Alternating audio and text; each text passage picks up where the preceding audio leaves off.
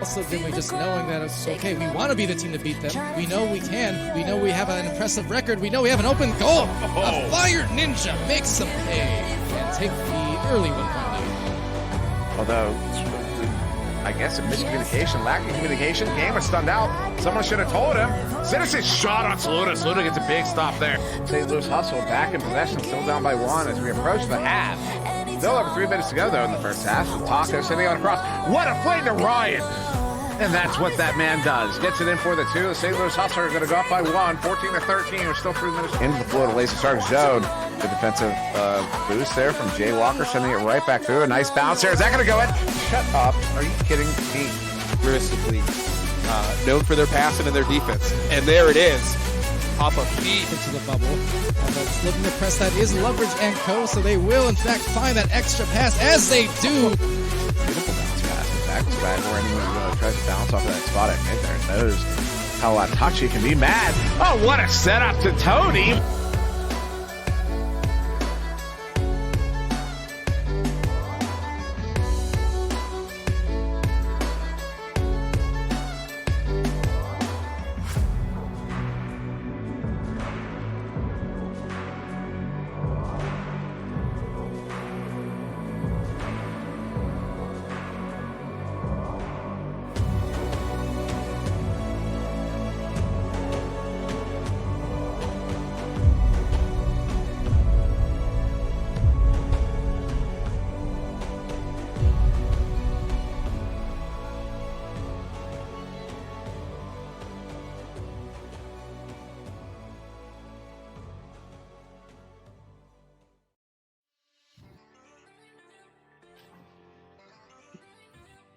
Good evening, everyone, and welcome to the Nepa TV. We are so excited to have you guys here with us this Wednesday night for some pro action.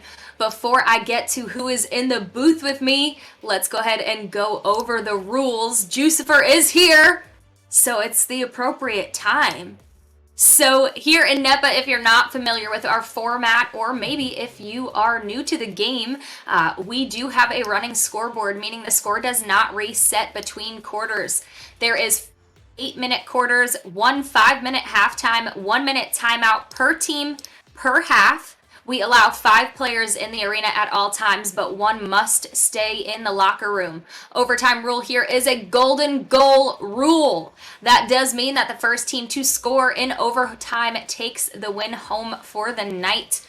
And the last but most important rule is that we do not allow any toxicity or discriminatory behavior. So be like Mr. Rogers and be kind to your neighbor. Make some friends. The community needs it. And without further ado, in the booth with me tonight is none other than Brutus and Sir Dimwee. Hey, Dimwee! You didn't even let me say your name, sir! You know where Mr. Rogers is from? Pittsburgh? He is. I actually knew that. I genuinely knew that. That wasn't a guess. I was like, wait, I actually know this answer. His show took place in Pittsburgh. The set was set in Pittsburgh. The setting was in Pittsburgh. The whole nine. It was a Pittsburgh show. Started on the local PBS here in Pittsburgh, and then went national. Just a fun fact there. He's one of our beloved local legends. I love the excitement there. We love him. I love Mr. Rogers. Yeah, exactly. How do you not love Mr. Rogers? Exactly. He really was fantastic. So, yeah. But with me in the booth, like I was saying before, we got really excited about Pittsburgh being the home of Mr. Rogers. In the booth is Dimwee himself and Brutus. And for our first matchup of the night, we are looking at the New York Kings versus the Montreal Freeze. Go ahead, Dimwee, tell us what you are thinking over for this side of New York Kings. Well, the New York Kings coming in 2-9. They won last week. I can't recall who they beat. They actually had a recent really nice win against the Orlando Cyclones last week. They actually lost to the Stack, so they did win 2 weeks ago to bring themselves up to 2-9. Yeah. Yeah, 2-9. But this is an exceptionally talented roster that we have seen get stronger throughout this season. Of course, they're here in full. Shimbitsky, Heck, Jiggy, and of course TGP, that Green Pigeon, and they are joined by I pulled up from the AAA, the captain of the AAA, and one of the best captains, of course, you'll find in the game. That's why the New York Kings are going to come into this one feeling confident and performing competently with a lot of strength and strategy behind their attacks. So yeah, I expect the New York Kings to put up a very good fight against this equally competent and strong Montreal Freeze, Brutus. Yeah, Montreal Freeze coming in tied for third in the division at 7-4. Tied there with the Florida Laser Sharks. They're coming in with a hot streak here. They've won 3 in a row over Nashville, Florida, and Austin, respectively. So they are coming in with a hot hand. They're also feeling very motivated, trying to keep that positioning as we approach the playoffs here to try and set themselves up, for success there. They are checking in tonight with Fire Ninja, Ender, Cruisin', XA, and Unsound rounding out the roster from that Ottawa AAA roster. So, they've got a full complement on the starting side, and then Unsound coming up from AAA. So they've got a full complement here tonight. And again, showing up super, super motivated. So they're going to be looking to move to 8-4 here tonight. But the Kings, again, very formidable roster. So they're going to have their hands full trying to accomplish the victory here tonight. And just saw some activity here, so we're going to keep an eye on the pings, and hope we have a stable server this evening. Everybody pray to the server gods. Say, Rad, please this evening. So we got New York Kings versus Montreal Freeze.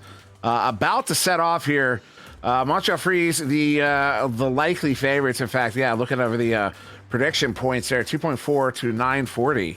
That's 2.4K, so 2,400 to not even 1,000 as far as points there. So if somebody wants to topple that right now, I dare you to. I double dog, triple dog dare you to put more points on the board for the New York Kings. You won't. You have no faith. You don't believe. You don't believe in the predatory pasta. You don't believe in TGP. We know it. It's all right. Put them on the board. Do it. I dare you. As looks like we have a dropout here from the Freeze. Dimwee, I feel like I have to accept this challenge. I feel like I have to. Do it. Because you watch out. This New York Kings team is not done this season. They're going to play until the bitter end because they want to make up for the start of the season. And they will. They absolutely will. They will really cause some damage here at the end. They might even break some hearts. So if you're one of those teams that's on the edge, I'm not even kidding. If you're one of those teams that's on the edge of the postseason, and you're going to have to face this New York Kings team, watch out because they're going to try to spoil it for you. They absolutely are. So you watch out because this team has something to prove. They really do. And they're going to come into every single game the rest of the season with a chip on their shoulder. Guarantee it. Yeah, there's no doubt about it, and I mean, and there's still a lot to play for here, right? I mean, there's pride on the line, but again, you look at the roster that this team has, like they can absolutely bring it any night. You do not want to take a team with scorers like Jiggy and TGP, lightly. Strem, like you said, I mean, just such a strong captain. So if you walk into a match and look at the record and you're not ready to bring your A game, this is a team that can strike back in a hurry. So Montreal Freeze, I'm sure, is on guard. They're aware of that. Again, they're sitting in that third position right now, tied for third place with the Florida Laser Sharks. So they don't want to drop one here and find themselves back in fourth place because we all know that not only has Florida been playing really well, but the Orlando Cyclones have been picking up the pace here of late. They're sitting at 5-5 right now, trying to climb their way up into that playoff position as well. So Montreal Freeze with plenty to play for tonight, but you're right, they can't afford to take the Kings lightly. And also, speaking of not being able to afford, the channel points are now double in favor of the New York Kings, 14.3K to 7.5K. And now I'm wondering, all those folks in the chat right now that haven't spent their points yet, let those handful of folks in the 7.5K take all that profit from the 14K? Go ahead. Put the rest of your money on the Montreal Freeze and bank on those of us who put them on the New York Kings. Actually, I'm kidding because the Kings are going to win. Oh, my goodness. All right, well, on that note, we are going to go ahead and let the teams ready up. But before we do so, we want to talk to you about some Easter eggs. We are letting you guys know that every commercial that we are broadcasting during the AAA and the Pro Series will have NEPA-themed Easter eggs. Some of them are obvious and some of them are really hidden. But everyone who can name the Easter egg and which commercial it is in has a chance to be entered in to win a $250 gift basket plus $100 cash and more. This is how you enter. You simply need to watch the stream, write them down, and submit your answers online. And you can go to our website underneath the Charity Cup page and find the contest where you can submit your answers. So you definitely want to go ahead and do that. We've got one ready up in the arena here, waiting on the second, and I'm going to pass it back over to you, Dimwee and Brutus. Look at all those channel points on the line right now. If you haven't put in, well, you're missing out. You might want to go ahead and throw your hat in the ring there, if you haven't already. No, you're kidding. This is the one to bet on. If you're just getting here, do it. I like how it's evening out. For now. Dimwee, I just want to let you know that Jucifer clipped the winning just in case he needs to humble pie you, apparently. Okay, Juicer, I know you're not new to this, but maybe you're recent enough. You can't humble pie me. It literally doesn't happen. Folks have tried a lot. They gave up because they realized you don't win that game with me. You just don't.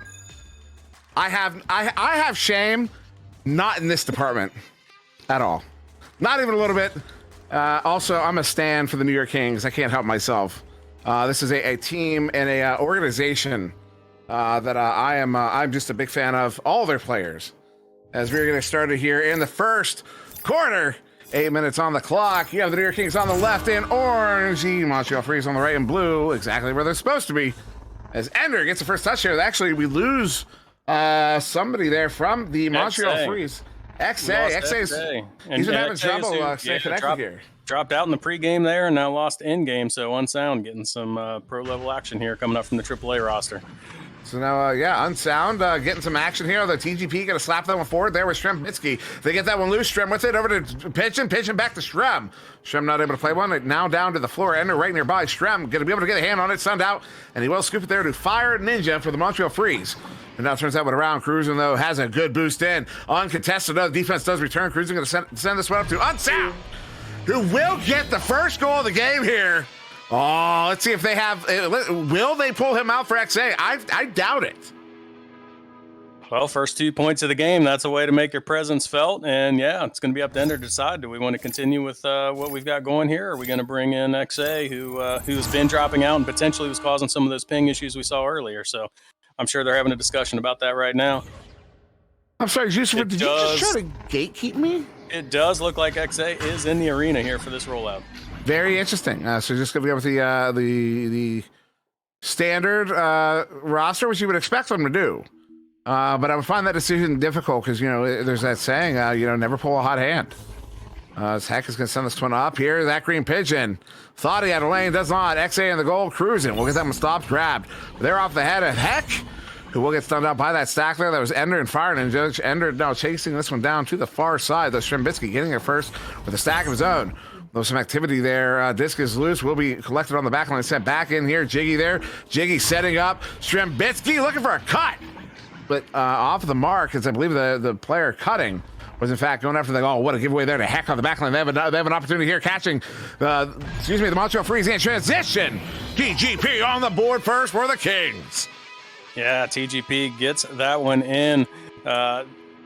New York has had the disc on the blue side several times, but so far the Montreal Freeze has been pretty stingy when they've been back and in position. That time, Kings do a great job of taking advantage of catching that defense, trying to get back, set TGP up for the open goal two-pointer there to tie this one back up. Ender up, XA back across in this relay from the Freeze. Fire Ninja. XA move it in on a 2v1, and the shot there from Fire Ninja is off of the post as goalie comes out to challenge. It's now Strembitsky there at mid. We'll send this one up. That's a long shot. He wanted to make a statement here early on as Ender's going to be, Ender will be pressure there on the far side. Heck, pressuring Ender as Ender sends this one into that near side too, but they have a stack on the far side. Cruising's able to get a boost in. That goal is open. will instead bounce pass to the Fire Ninja. Gets stunned out by that stack. Will be another turnover to the New York Kings. Heck, able to get that one collected here near side. Not halfway through. 3 minutes off the clock here on the first. As Heck will send that one into the tube, although an ugly bouncer. I believe he was trying to get it to Jiggy. And Zach Green Pigeon will get it collected there on the back line. Shrimbitsky now with it on the far side. Has one in here on the near side. That's Jiggy. It'll send it instead back to the back line to Heck as they look to set up on the offensive, the bubble attack. And defense around the bubble, they open up a little bit. Some lanes open up. You saw the Kings about to attack. And those lanes opening up meant there was coverage there. The Montreal Freeze were able to get a turnover. XA on the far side sets up Ender, move it in. 1v2. Goalie is not stunned out. He gets it in for the 2. The Freeze have the lead. Yeah, sends that one in, banks it in off of the bottom post there after working it off a nest. But yeah, quite a turnaround there. Looked like the Kings were going to be bringing some offense, but the Montreal Freeze get the disc cleared down. They show up with numbers and put that one in for another 2 points. So far, we've got a nice little back and forth going here with some strong defense being played by both teams. And Shrimbitsky ducking one there. And Psychaotic in the chat. That is the 5th player here for the New York Kings, the captain of their AAA squad. The chat saying my favorite part of the tunnel sitting for the Kings is Shrimbitsky's comms. Remember that? We're doing that now. As Jiggy collects this one, if I read whatever you're saying in the chat there, I will animate it audibly. It's that Green Pigeon. Oh my! Ooh. Cruisin handles that one competently, cleanly, fairly as Jiggy gets it from the other backliner. Then here are the hands of Ender. Big shot, big bounce. Fire Ninja completes it. 4-point lead. Yeah, long shot didn't quite get the bounce, but Fire Ninja right in the right place at the right time puts that one in for another 2 points. This is our largest lead of the game now, 6-2, with still 3 to go here in the first. And Psycha did just recently join the Nepa TV cast crew. That's correct? It is. Right, yeah. So, welcome to the team, Psycha. Shrimbitsky stunned out, Jiggy stunned out on the far side. Heck, that's all. What a play. They get it back. No. Stunned out. Disc is still loose. Who will get it? TGP stunned out by Fire Ninja. We'll turn that one around. Gets it to Ender, near side Ender through that tube. They have a stack after. Will be a problem. That's off a post. XA with it. They're looking at a 2v3. Will they press? They do as they have one coming in on the back line there. Ender cutting. They don't hit the cut. Now, pass was intended for Ender, though, behind the goal. XA somehow recovering that. What a juke. Gets it to Ender. Off of the post. Will be collected there by Jiggy, who gets that one cleared out.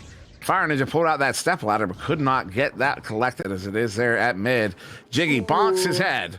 XA gets it recovered back to mid, but Jiggy will get that one collected ultimately. No, I'm sorry. His teammate Shrem picks that one up instead. Shrem across here, 2:15 on the clock here, the first. As Pigeon jukes around, will send this one to the back line into the hands of Heck.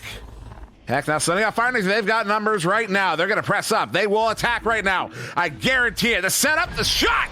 There it is. That is Shrimbitsky. That is a Shrimbitsky offense. 100% right there. That's a Kangaroos offense. And we've seen the Montreal Freeze defense be really scrappy when they can get back with equal numbers. But you're right, they brought the attack that time. They didn't let the defense to get set, and a really nice cut there and a really nice assist to set up that goal. They've cut this lead all the way back down to 2. We've got just under 2 minutes to go here in the quarter. Under 2 minutes, and that's exactly. You hear me? If you watch any of the games I cast enough anywhere, you will hear me talk about numbers way too much, especially if a team gets numbers and don't take advantage of it. And players historically from Kangaroos, a shot there from on sound. Stopped by Heck. What's that on sound? Actually, I believe it was XA, but Fire Ninja ultimately getting that one in. I don't know why I thought it was on sound. But Fire Ninja gets that in. But players that historically were on the Kangaroos with leverage, they learned that really early on. And every team, any one of them are on now. Watch, they will play the numbers like their survival depends on it. And now, just under a minute to go, they are going to get the roll out. As Shrimbitsky looks to work this one up the near side tunnel, and the New York Kings look to mount and attack, looking for those numbers once again. But the defense is back for the moment. Yeah, defense is back. They actually press 2v3. But do not actually, that's why you want numbers, because, the odds are stacked against you. Basically, you're in control. When you have the disc, you are in control. So you're in control of what the odds are. So you can decide to attack if you have a 3v3 or 4v. Oh, goodness gracious. Fire Ninja from Ender. It's a steep one. Puts his team up by 7 with only a handful of seconds to go. Our first 3-pointer of the game is going to come right here at the end of the quarter. Definitely a big momentum swing here for the Montreal Freeze. Kings only going to have a few seconds here to try and make something happen before the end of the quarter. Yeah, 5 on the clock here. Shrem sends that one out in the hands of XA. Sends a shot. Shrem gets it back. That'll end the round here. Excuse me, end the quarter. 11-4 in favor of the Montreal Freeze as we go to our first intermission of the evening. We will be back in just a moment. One American with a burning desire to save the world from high prices. He is the stuntman that saved the world. He is looking to destroy high prices. A man that brought the world together because of his love for Kawasaki. One man strapped to a 2021 Terex KRX 1000. The stuntman that saved the world. Get your favorite Kawasaki motorcycles, ATVs, and side-by-sides today at Holzhauer Pro Motorsports in Nashville, Illinois. We are still here, y'all, and we are super excited to bring you this second quarter of the game. But before we do so, Brutus, anything you're seeing for the side of the New York Kings that they can improve on here to get some more points on the board and combat this offensive push coming in from Montreal Freeze? Well, if I'm the New York Kings, I'm going to keep doing what works, and what works is to try and advance the disc quickly and not let the Freeze get set up in their defense. The Montreal Freeze defense has had kind of a very harassing style. They're getting stuns, they're getting steals in and around the bubble, and then they're looking to clear things back out. The Kings have found success when they've beat that defensive back and not allowed it to get set. So I would expect them to look for quick transition opportunities on the offensive end before Montreal Freeze can establish that defense. Dimwee, anything that you would say here for the side of New York Kings? No, at the moment. No, I really don't have any feedback. I mean, they're playing their game. It's the Freeze are able to. The Freeze are causing good interceptions, and when they do, they're punishing on them. So, stop those turnovers. But they're both teams are doing it right now. It was a little back and forth of the early on there, but starting now in the second quarter, Ender will send them across. Montreal Freeze ostensibly have it first here. They do. XA. Oh, stop there at the edge of the bubble. Shembitsky will get it recovered after TGP got disrupted. Shrem sends someone out. They have a stack. They did have a stack chasing after. They do have a stack chasing after. The stack is not able to get the grab. They would have had a 2v1 there. That is unfortunate. It's Ender, though, losing that one to Heck. Heck, pick in the pocket. Heck, setting us one up. Hits TGP, bringing it in. One more pass. Two more passes. Jiggy hits it on the one-timer from Stram. They are within 5. 30 seconds in, they get the first goal of the quarter, and after that three-pointer by Fire Ninja to end the first, really, really important for the Kings there from a momentum standpoint to get out here and get some points on the board. That's exactly what they've done with that two-pointer from Jiggy. The Montreal Freeze coming out on this joust advantage. About a minute off the clock, cruising. Far side, Ender. Ender up and through to XA. XA has one on near side. That is Fire Ninja playing up deep, but he was covered there for a hot minute. So they send it back, cruising. Now we'll send this one back up to XA. We're going to go there to get XA up. And now Ender on the ceiling. Ender loves that spot. Watch out. Ooh, stunned out. Good read there by that Green Pigeon. Fire Ninja picks it up, sends it. Oh, nice placement. Goalie stunned out, but still gets by. 3. Count them. 3 defenders. That's a 7-point lead once again. Yeah, nice placement. Nice use of that long arm. Got that out and around the two defenders coming in the face, but still managed to hook it around enough to find that far post and bank that one back in. So they've answered Jiggy's two-pointer. We're back to a 7-point spread here with 6.5 to go. And a quick pass there to the far side, Jiggy. Gets that one sent up there after the pressure, but gives it away to Cruisin. Cruisin will now send them out, but a good offensive stack there from Shembitsky and Heck, I believe. Shem sending one up to that Green Pigeon. Wanted the lane. Did not get the lane. Well, didn't have it for long, rather. It was up to the ceiling there. Good slap by the defender. But Pigeon gets it back there. It's Pigeon now looking at Jiggy across. Strum occupying the back line. Will receive that reset as XA comes out to pressure. Strum ducking XA. Will get move up with XA. Still gets stunned out. And then an ambitious shot there. I believe that was actually a setup to a teammate. Are they? Yeah, who's number 6? Hack has dropped. That is unfortunate. 3-point shot there from Ender. I expect to see Psychotic will get activated now in this game as the Montreal Freeze take a 10-point lead. Psychotic, quick, get out of the chat. You got a job to do. And I see Psycha. She is in the tube. She will launch out with the team. 5:20 on the clock. Handled here by Streb. Quick pass there, far side to Ender. Heck has returned. Ender stunned out by Fire. And that's Jiggy. Sent up by Fire Ninja. I got confused. I apologize. Wrong team there. Strembitsky will get it recovered here on the near side. That's Ender attacking Strem. And Strem with the Dusty on Ender, hitting his own teammate in the face. In the face. Psycho, though, handles that one across to Jiggy. Jiggy and Psycho will progress up the field. Who's that behind them with them? That is Strembitsky moving in high. Strem, center position. What a save there by Cruisin'. Oh, that one's out of the bubble. Strem will get that one not collected. XA, what a leech. XA Leech is a legend and gets that one set out. Get the points! Oh, it's wide. Cruisin' goes wide. XA will get it recovered here on the near side. Zachary Pigeon pressures XA. 4:30 on the clock. 4:30 remaining in the half, that is. Fire Ninja pushes up here. Will hit Cruisin'. They have one behind, one in front, one up high, and they will get stopped on the far side. Jiggy picks it up, sends it out. They have a stack after it. That is clean. But they don't get the grab. So not going to get that free shot on goal. It will be a turnover sent to the Montreal Freeze, who are still up by 10 here. We've been scoreless for a hot minute now, Brutus. I think a little while as that defense will get that recovered again. Yeah, it has been a little while, and it hasn't been for lack of excitement. It's just a lot of back and forth right now. We've seen some good stacks, but maybe the clear isn't quite clean. Or, we saw a great shot out of Strembitsky a minute ago, but Ender with that amazing save. So it's not for lack of shots and lack of action, just neither of these teams finding the goal here late. Yeah, so another opportunity here for the Kings. Psycho setting this one in. Hits Strem. Strem gets by one. Sets up the cut. And Cruisin' still gets a stop. He is unbelievable. Get An that absolute out madman. of here. He needs... How does Cruisin' not have a nickname? I don't know. That's a setup in front of the goal if I've ever seen one. Strembitsky will get that first. Sends it out into the hands of XA. That's a 4v1 developing right now. XA moving it. Strem gets a stop anyways. Unbelievable discipline there. Calmness from the captain. As this one does get collected by Cruisin'. Try to play it off the wall. Psycho does not fall for it. Strem sends it. Goes wide. Will be a flat bounce off the back while Jiggy there on the far side to collect it. Psycho near side. Strem at the edge of the bubble. Jiggy across. Hits Pigeon. Pigeon gets by two defenders. Sends it himself. Hits it for the two. They cut the lead in half.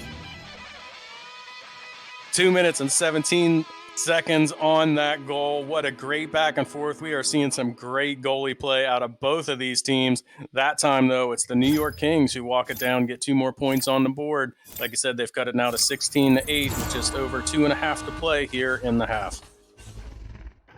Yeah, just over 2.5. Ender sending it up. XA across. Barnage, you look at it, 1v2. Takes an ambitious shot there. Strembitsky gets it handled cleanly. And we'll now look to send that one out. Good stack to pick it up. TGP with Jiggy, open goal. TGP does not miss. 5 points. 5 points behind.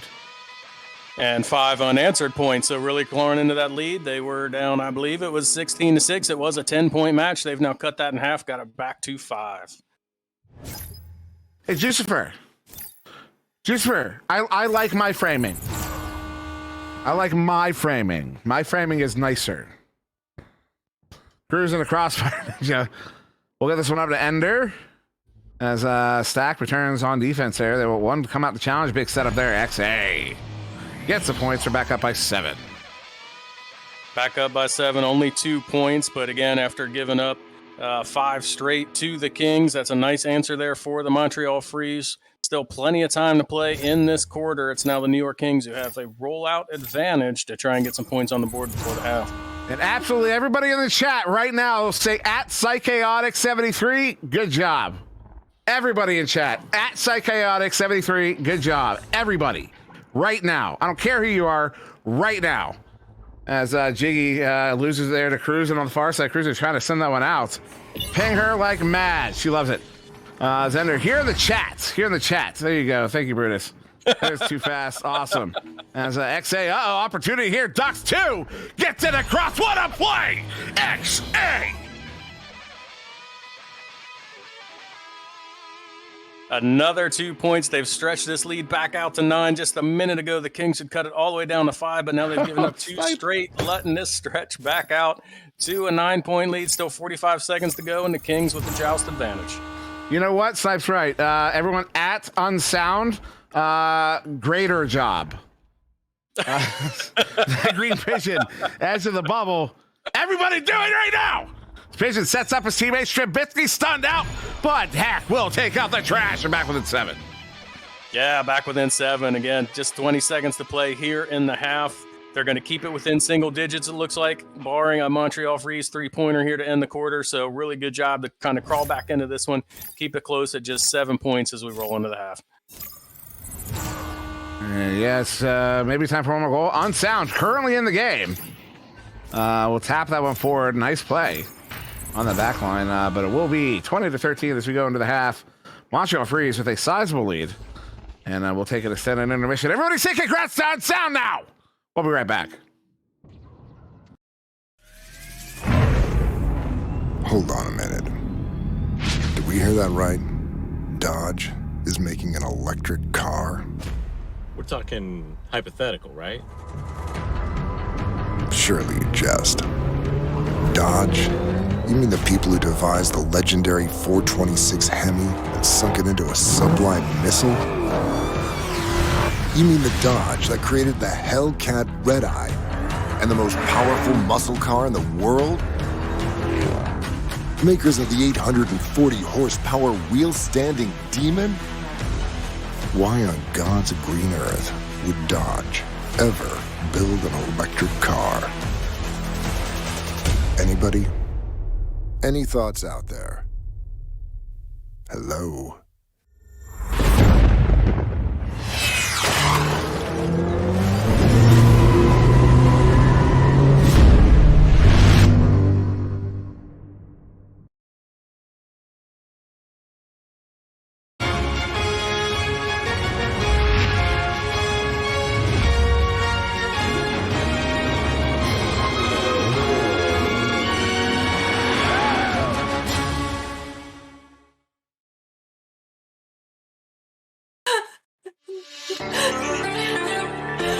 We are back, and this halftime report is brought to you by Big St. Charles Motorsports, and I'm sorry for my small giggles, but Dimwee trolled me in the small break there. We want to let you guys know, though, for those... Stop it! For those of you guys who are looking to claim this week's NFT, head on over to www.nepavrpro.com/NFT to fill out the NFT claim form. In order to complete the claim form, you will need this week's secret password, which is stack. Not the stack, just stack. Just one word, stack. The deadline to submit your claim form, stack. You gotta put the emphasis on it. Stack. The deadline to submit your claim form this week is 9 p.m. Eastern on Sunday, August 28th. And our first winner of the week, that is a POAP holder taking home a $50 gift card to the Nepa merch store, is Danny Squiggly Line. I don't know what that thing's called, but Danny Squiggly Line, congratulations! You can check your email for your gift card. But before we move over to our casters here, just something super cool to mention is we did have 3 players that not only play here in Nepa, but do play in other leagues as well, have an opportunity to be on Red Bull Gaming's YouTube talking about Echo and showing them the game. It was fantastic. Definitely go watch the video. We had Jay Walker, Andy, and why is the third name evading me? I know. Are you serious? Hold on, are you serious right now? I'm dead serious. I don't know why my brain just decided to... It's Venom. I didn't... There's Venom. Venom was the third player.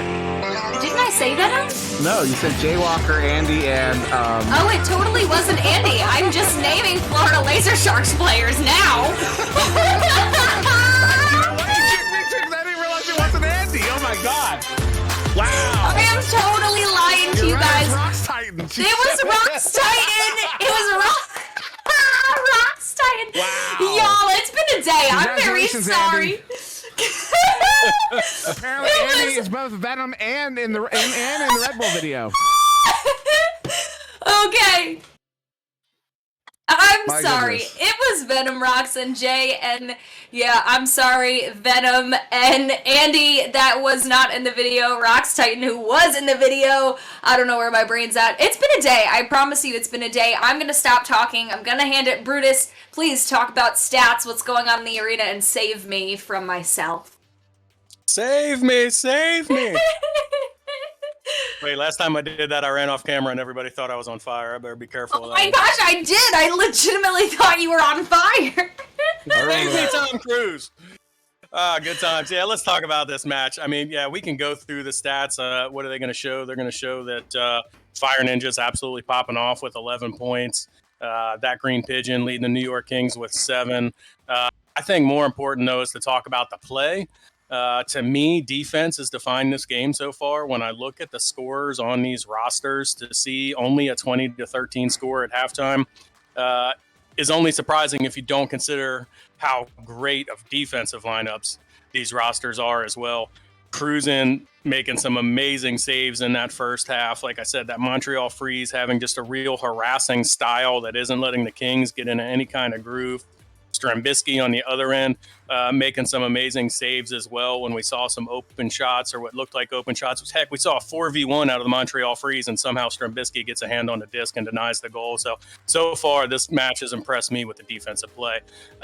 We'll see what adjustments get made on the offensive end for both of these teams as we go here into the second half.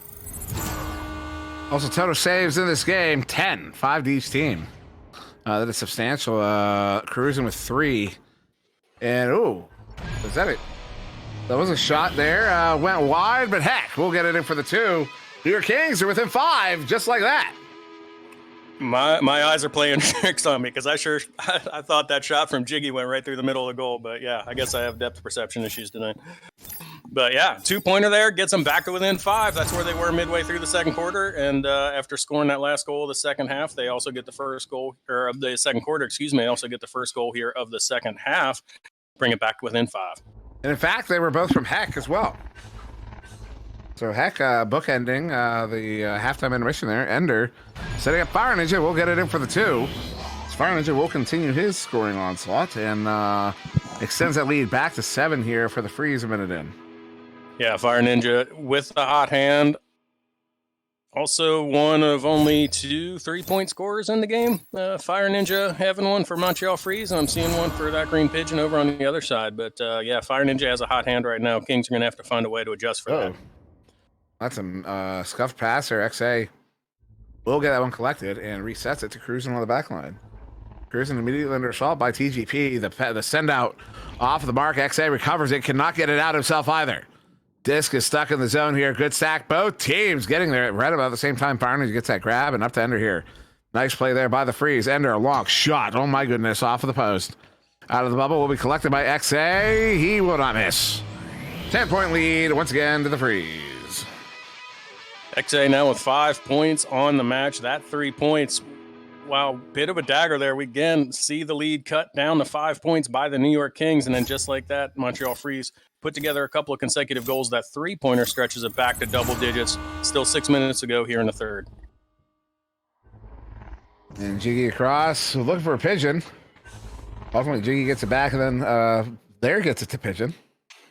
2 of them will encroach on the bubble here, and looking like they have an opportunity. Quick pass. Looking for that setup. Instead, Strembisky gets to play it over there on the far side, recovers it. And we'll reset to Heck on the back line. It's Heck. Back in that Green Pigeon, not able to get there. Pass was off. The Fire Ninja's clear as well. And the center, what a flat bounce there. Heck hits Strem. Strem will give Jiggy a boost. That Pigeon also moving in. Pigeon cutting. Jiggy stunned out. We'll lose it. Fire Ninja also loses it, but Strem stunned out before he can do anything with it. And nobody able to handle this disc for more than a fraction of a second. As Pigeon gets this one picked up, they have a proper 3v3 developing in the bubble right now. As Pigeon backs it out, and then now back to a 4v4.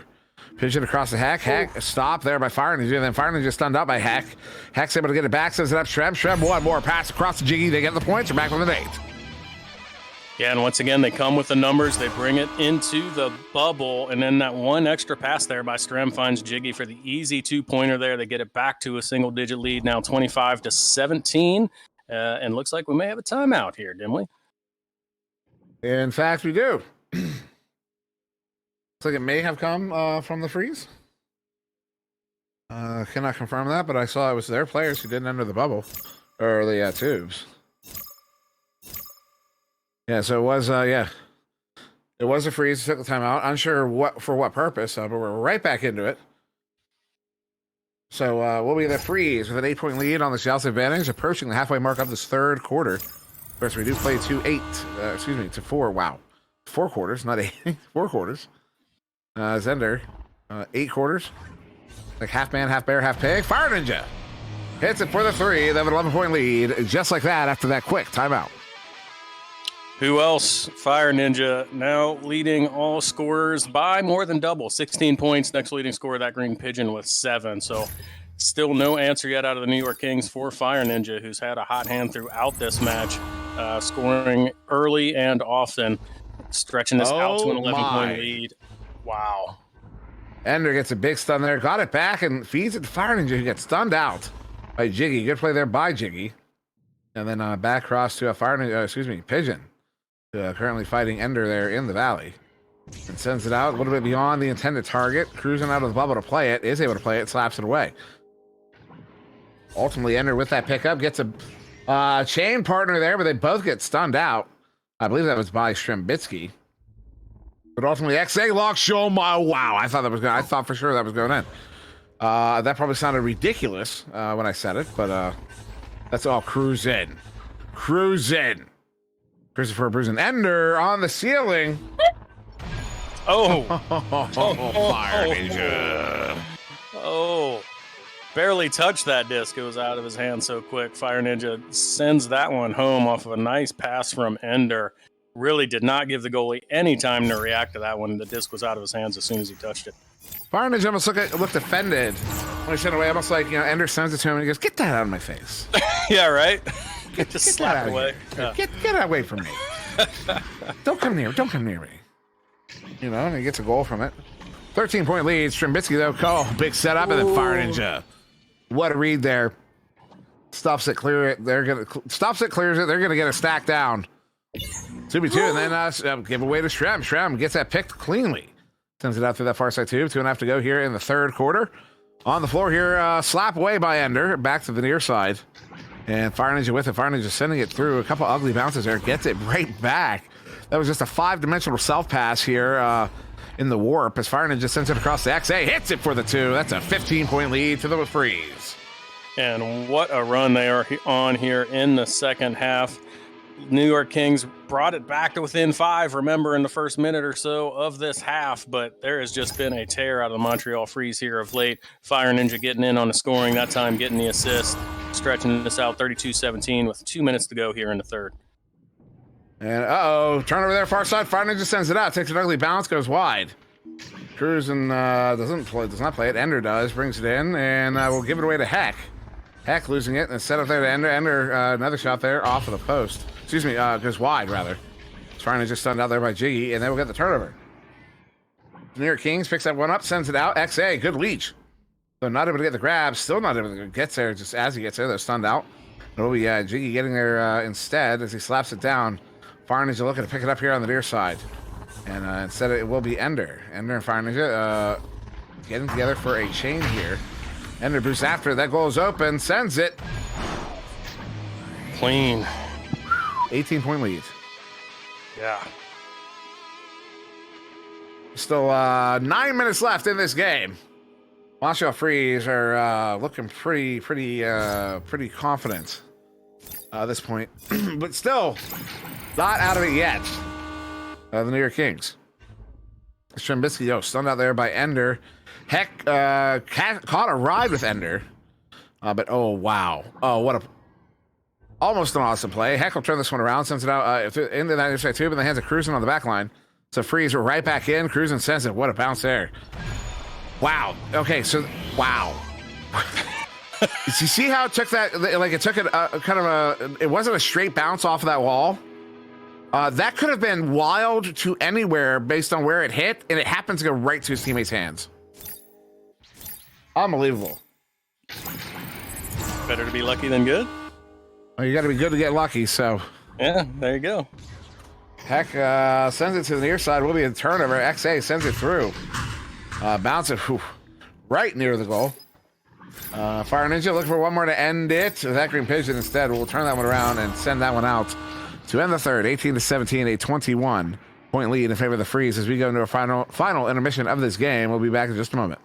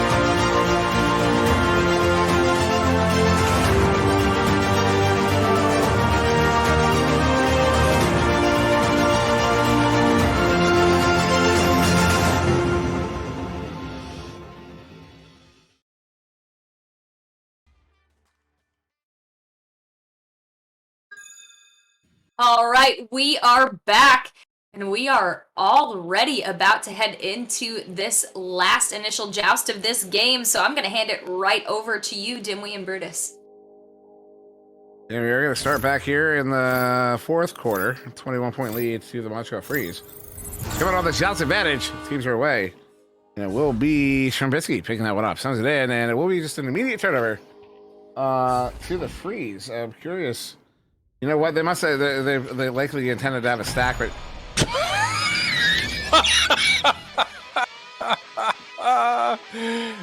did that just happen? indeed it did. Ender just hit a headbutt for a 3 within the 2-point zone. Wow. Puts the team up 41-17, a 24-point lead. What a... It just looked too good to be accidental. Like, just what a well-timed that was on cross purpose, yeah. and, like, an on-point stack to put him in position to get that header in there. Wow. Yeah, no, that was well done. Bravo. Yeah, that was 100% calculated. Golf If you're curious how to practice that, if you're like, I don't even know how the disc bounces off the head, there does exist an image. I don't have it. Do not DM me asking for it because I don't know where it is. But there does exist an image of the head hitbox in the game as Fire Ninja hits another long one, 27-point lead. And suddenly all those random bounces off the head will suddenly make sense. Because the head hitbox is kind of odd and awkward. It's got some really steep angled panels that are not at a straight angle. It's interesting. Brutus? As soon as you ask me not to do something, I immediately do it. My goodness. You know, they call that oppositional defiance disorder. That's a pathology, sir. You might want to get it looked at. It's Jiggy. It's a Or you might want to choose different people to hang out with. I don't know. You could look at it either way. I don't know. Well, we'll talk. No. 25. Good goal there from the Kings. They're within 25 points. 6 minutes to go here. But yeah, no, the head hitbox is very awkward. You actually have to when you headbutt, you have to tilt your head in a way. Imagine smacking your eye socket flat off of a wall. Well, not smacking, but think of placing it. That's how you have to tilt your head to make your eye socket flat on a wall almost, or you're connecting with your eyebrow. It's a weird sort of setup. Salty Raccoon also really wants the hitbox, but nope, I don't have it. Jiggy hits it for the 2. Jiggy has it. Jiggy probably does have it. In fact, it's got to be someone in the PDR has it. Guarantee it. So we have 30-23. Math point lead. Montreal Freeze. That's 2 in a row though from the New York Kings. But 23 points, 8 goals, 7 resets. So 2 minutes and 20 seconds is the point of no return. So still technically time, but that's a lot of goals you got to score. Sack sends this one across. They're gonna continue to score though. That's a 3rd in a row. Pigeon puts him back within 21. Yeah, really nice goal there. Like the use of the backboard. Had another player floating towards the goal, so it looked like a cross was in the realm of possibility. That does enough to distract the goalie, and then that green pigeon just casually sends it in off the backboard. I say that because I would miss that shot 9 times out of 10, but sure made it look easy. But that's really bubble awareness and goalie awareness to know that the backside was going to be open there. Nice goal there by TGP. And heck up to Jiggy. Pigeon has a lane. Stunned out. As XA is Salty Raccoon says, I can already headbutt pretty good. Any man that has to say, I am the king is no king. As that green pigeon touches it, XA gets it back. That was an analogy. And Strem stuffs that one and turns it around. We'll send it out through mid. All the way down. Ooh, Bounce gets that one away from that stack. Is going to get there to pick it up. Jiggy with it. Jiggy away from that defense. We'll juke around here in the near side trap. Now send across there. Still a 21-point game. Nice slap across to Heck. Sending it in, looking for Strap. Actually, that may have been a shot, but Cruising handles that one cleanly and sends it out. Looks to send it out to that far side too. Fire Ninja gets there, sends it up. Looking a little bit high. Yes, this goes just wide. And Pigeon will get it scooped back to that near side tube. So on the back line there is Cruising to handle it. No, I'm sorry. Actually, Heck gets there first off of that stack with Strem. Strem, though, not able to play the pass up. But Heck does get it back. Heck, again, trying to go to Strem. Strem will play it on the bounce. They have numbers advancing right now. Hits Jiggy. Jiggy hits it. They're within 19. And Jiggy now with back-to-back goals. They're finding a little something that's working here as we approach the point of no return. If we haven't already, again, just love to see teams continuing to look to build, continuing to look to improve. They've got something that's working right now. It's feeding Jiggy in the bubble. Let's see if they continue with that. And again, just try and find some new offensive sets in case they face the freeze again in the future. Offense has been frustrating for the Kings here in the second half for sure, but they are finding some success here in the fourth. Ooh. That shot off the post, but they have a 2v1 developing against Cruising right now. And Shrem will hit it. Steep shot for the 2. They're back with it 17. Is it 17? Yeah, it is. Back with it 17. So how many goals is that? I think 6? 6 goals required, I do believe. So, yeah. Not doing bad. Well, the New York Kings coming back right now. See if they can finish this one off. As we're still not to the point of no return. XA looking for a long one. No, send them across. Excuse me, rambling. Fire Ninja bringing it in. It hits it. Whoa. Go back up by 19. And Fire Ninja, of course. Another 2 points there on the board. 26 points total for the match now. Fire Ninja has definitely had a hot hand. So Johnson Venice, 2 minutes on the clock. And at 19 points, that's a 7.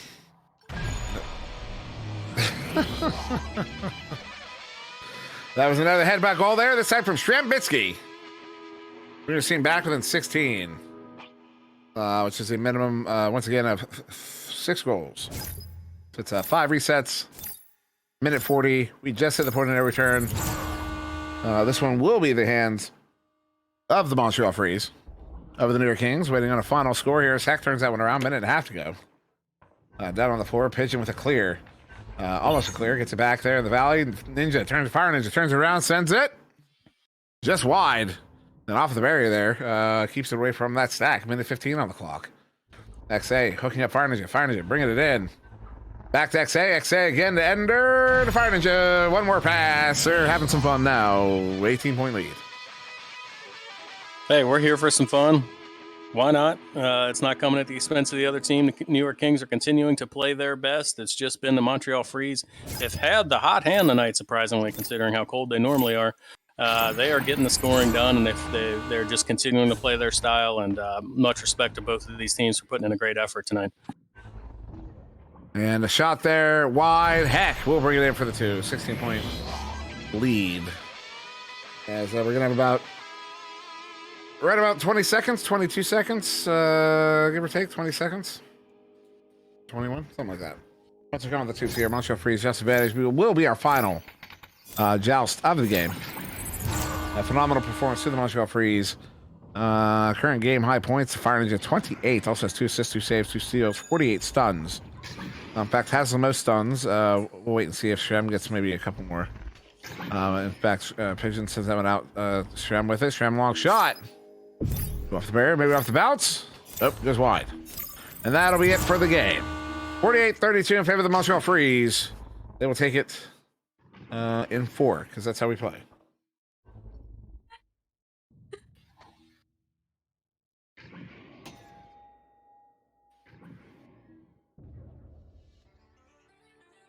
You're a towel.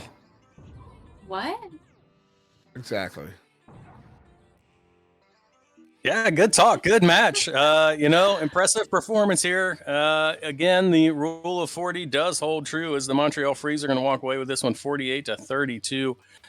Taking a look at the stats, you know what? They were relatively equal at halftime, but we did start to see some separation here in the second half, commensurate with the scoring. 2 stats that are really standing out to me are assists that went all the way up to 60-40, as well as stuns that went all the way up to 60-40.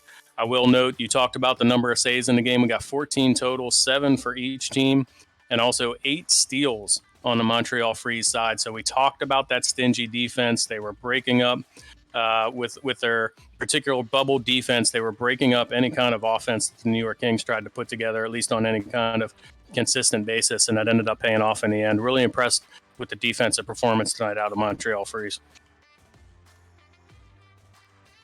Yeah. I have to. What? I was muted. Go ahead. Oh, I did that sorry. before. I gave you guys a whole 4th quarter intro that nobody heard. but it was That's there. Oh, It I was just, there. I just know that it was amazing. Yeah. Of course it was. It was there. You guys just didn't get to hear it. Maybe next fourth quarter I'll forget to, not forget, whatever. It doesn't matter. Anyway, Brutus, I do agree with everything you said. Dimwee, do you have anything to weigh in before I put you on the spot for your pick for player of the match? Fire Ninja did really good, but Ender got a lot of assists, so. Wow, that was amazing. So Dimwee, then who is your pick for the Holzhauer Auto and Motorsports player of the match? Fire Ninja.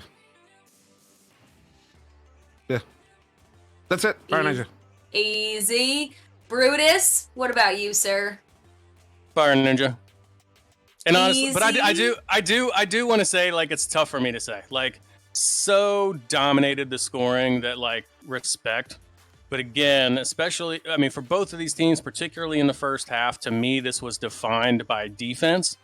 It's just that so many players played such good defense. It's tough to pick out just one. I mean, Ender cruising, getting things done on the Montreal Freeze end. We saw Strem with some amazing saves, as well as TGP over on the Kings end. So I feel like the game was dominated because of defense, but when I look at 28 points and the next leading scorer has 11, it's just tough to argue with that singular stat for a player of the match, because I can't give it to the team defense of the match, because I would put that to the Montreal Freeze if that was a category, if that makes sense.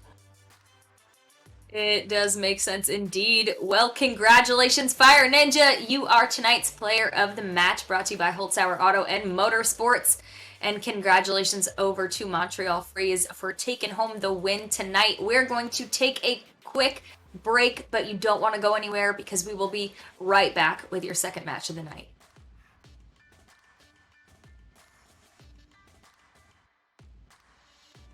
One American with a burning desire to save the world from high prices. He is the stuntman that saved the world. A man that brought the world together because of his love for Honda. One man with 4 wheels strapped to a parallel twin engine. The stuntman that saved the world. Get your favorite Honda motorcycles, ATVs, and side-by-sides today at Holzhauer Pro Motorsports in Nashville, Illinois.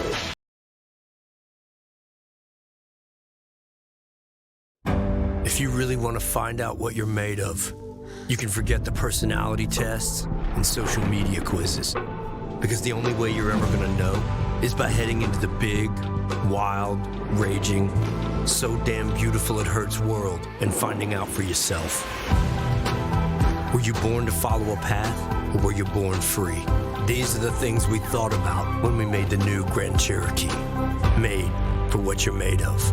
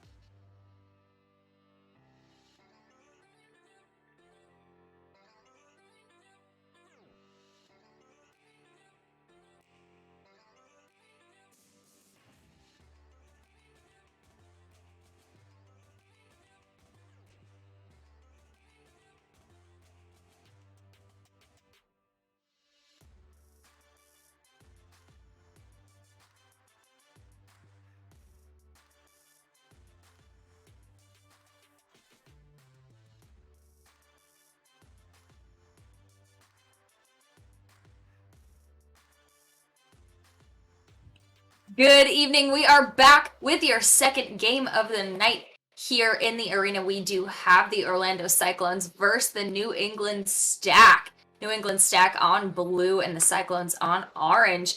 Dimwee, talk to us about the side of the Orlando Cyclones and who's in the arena. They all are, and they're a good team.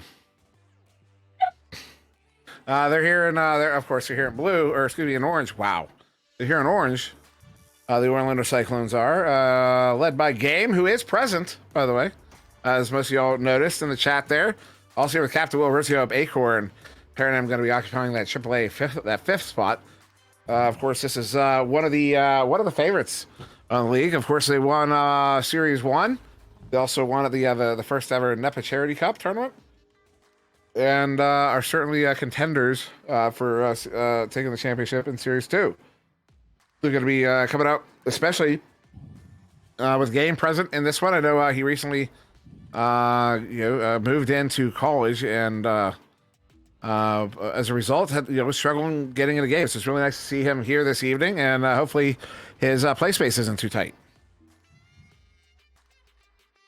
Yeah, we would love to see him at full strength. Also at full strength tonight is the New England Stack roster. KFC checking in with Caesar, Citizen, and Retro. Katz is the fifth captain of the Charlotte Smoke, so they have a full roster on their side as well. Interesting to see how this one plays out. Orlando Cyclones sitting at 6-5, looking to crawl their way up into fourth place if they can. Try and keep pace with the Montreal Freeze, who just moved to 8-4. So they're looking to keep at 7-5 and remain in striking distance there. New England Stack, meanwhile, checking in at 4-7, but they did win their last time out over the New York Kings, who we just saw play. They're starting to piece things together. They've got their whole roster here tonight, so let's see what these two teams can do here in our second match of Wednesday. Here's some hypothetical trivia for you. If Orlando was situated in the UK, how would the city name be pronounced?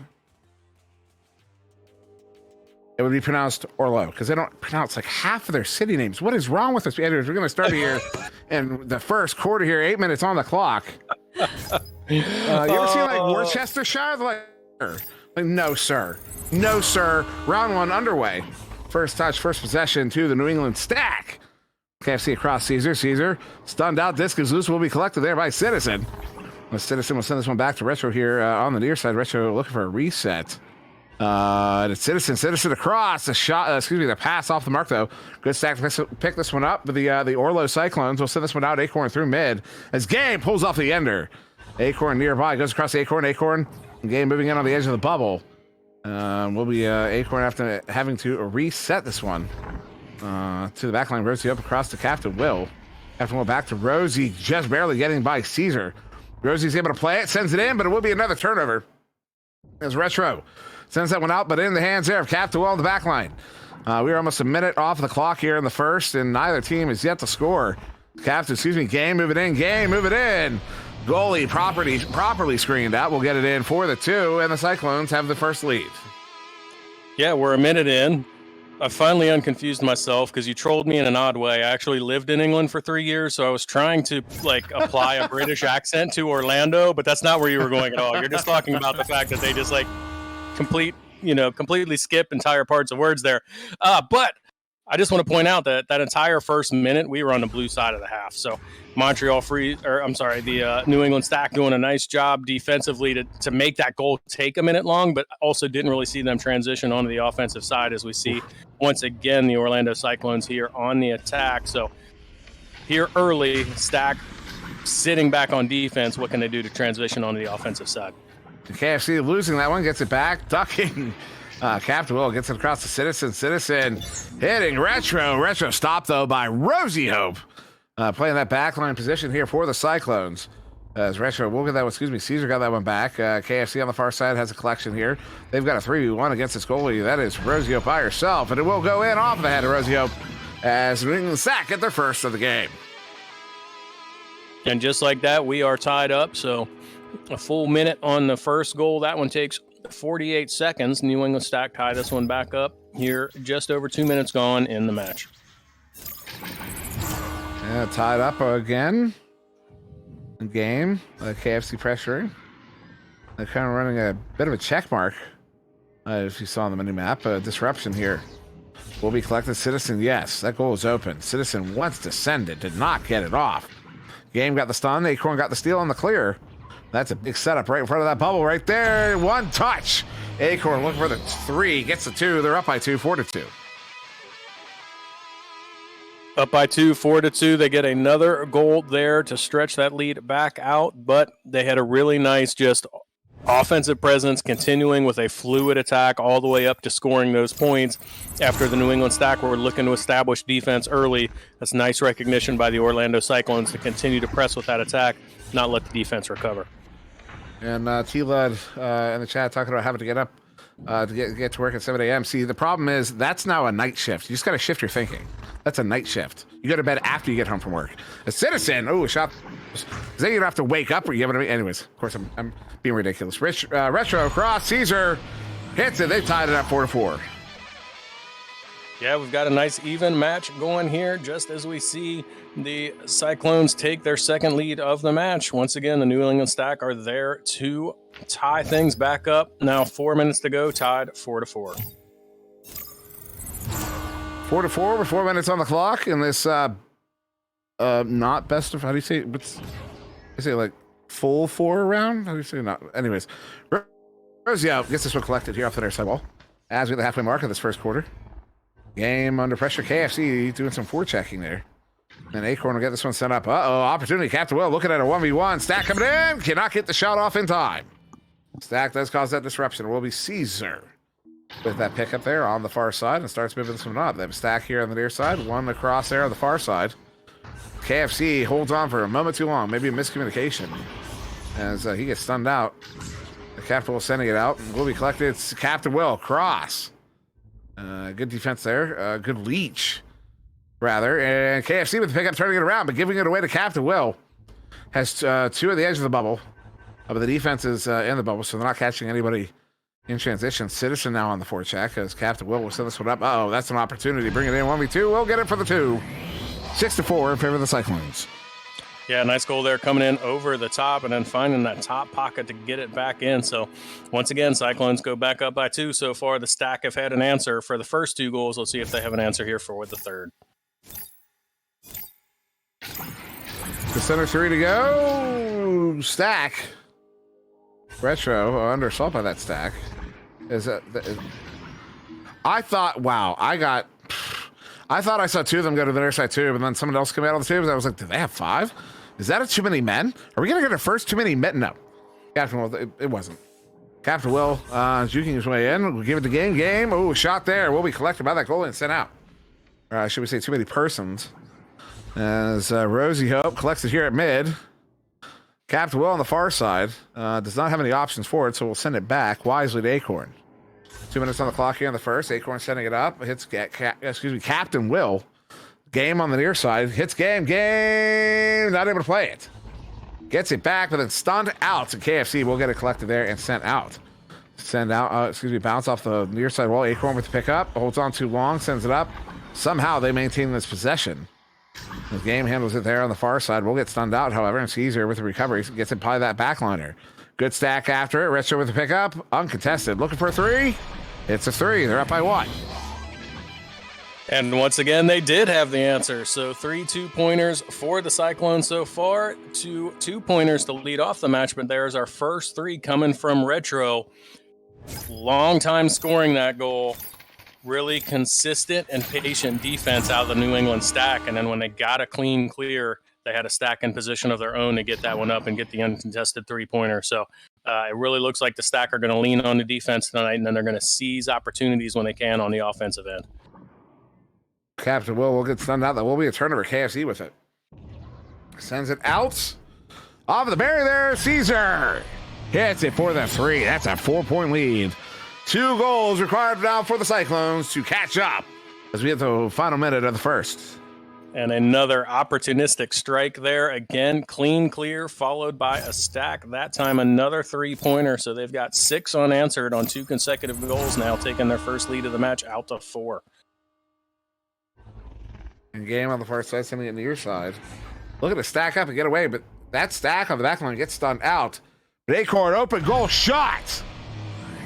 They're back within one. And if the New England stack are going to rely on that midfield and back defense, the way to take advantage of it is to score quickly, and that's exactly what the Cyclones do there. Just 12 seconds to get that three-pointer from Acorn.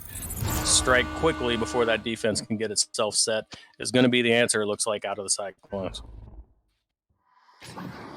Let's show a quick pass out to the far side. They're going to contend with that stack, double stack from the Cyclones. And Citizen takes one long one to end the first. But does not connect on it. 10-9 in favor of the New England stack. As we go into this first intermission, we'll be right back.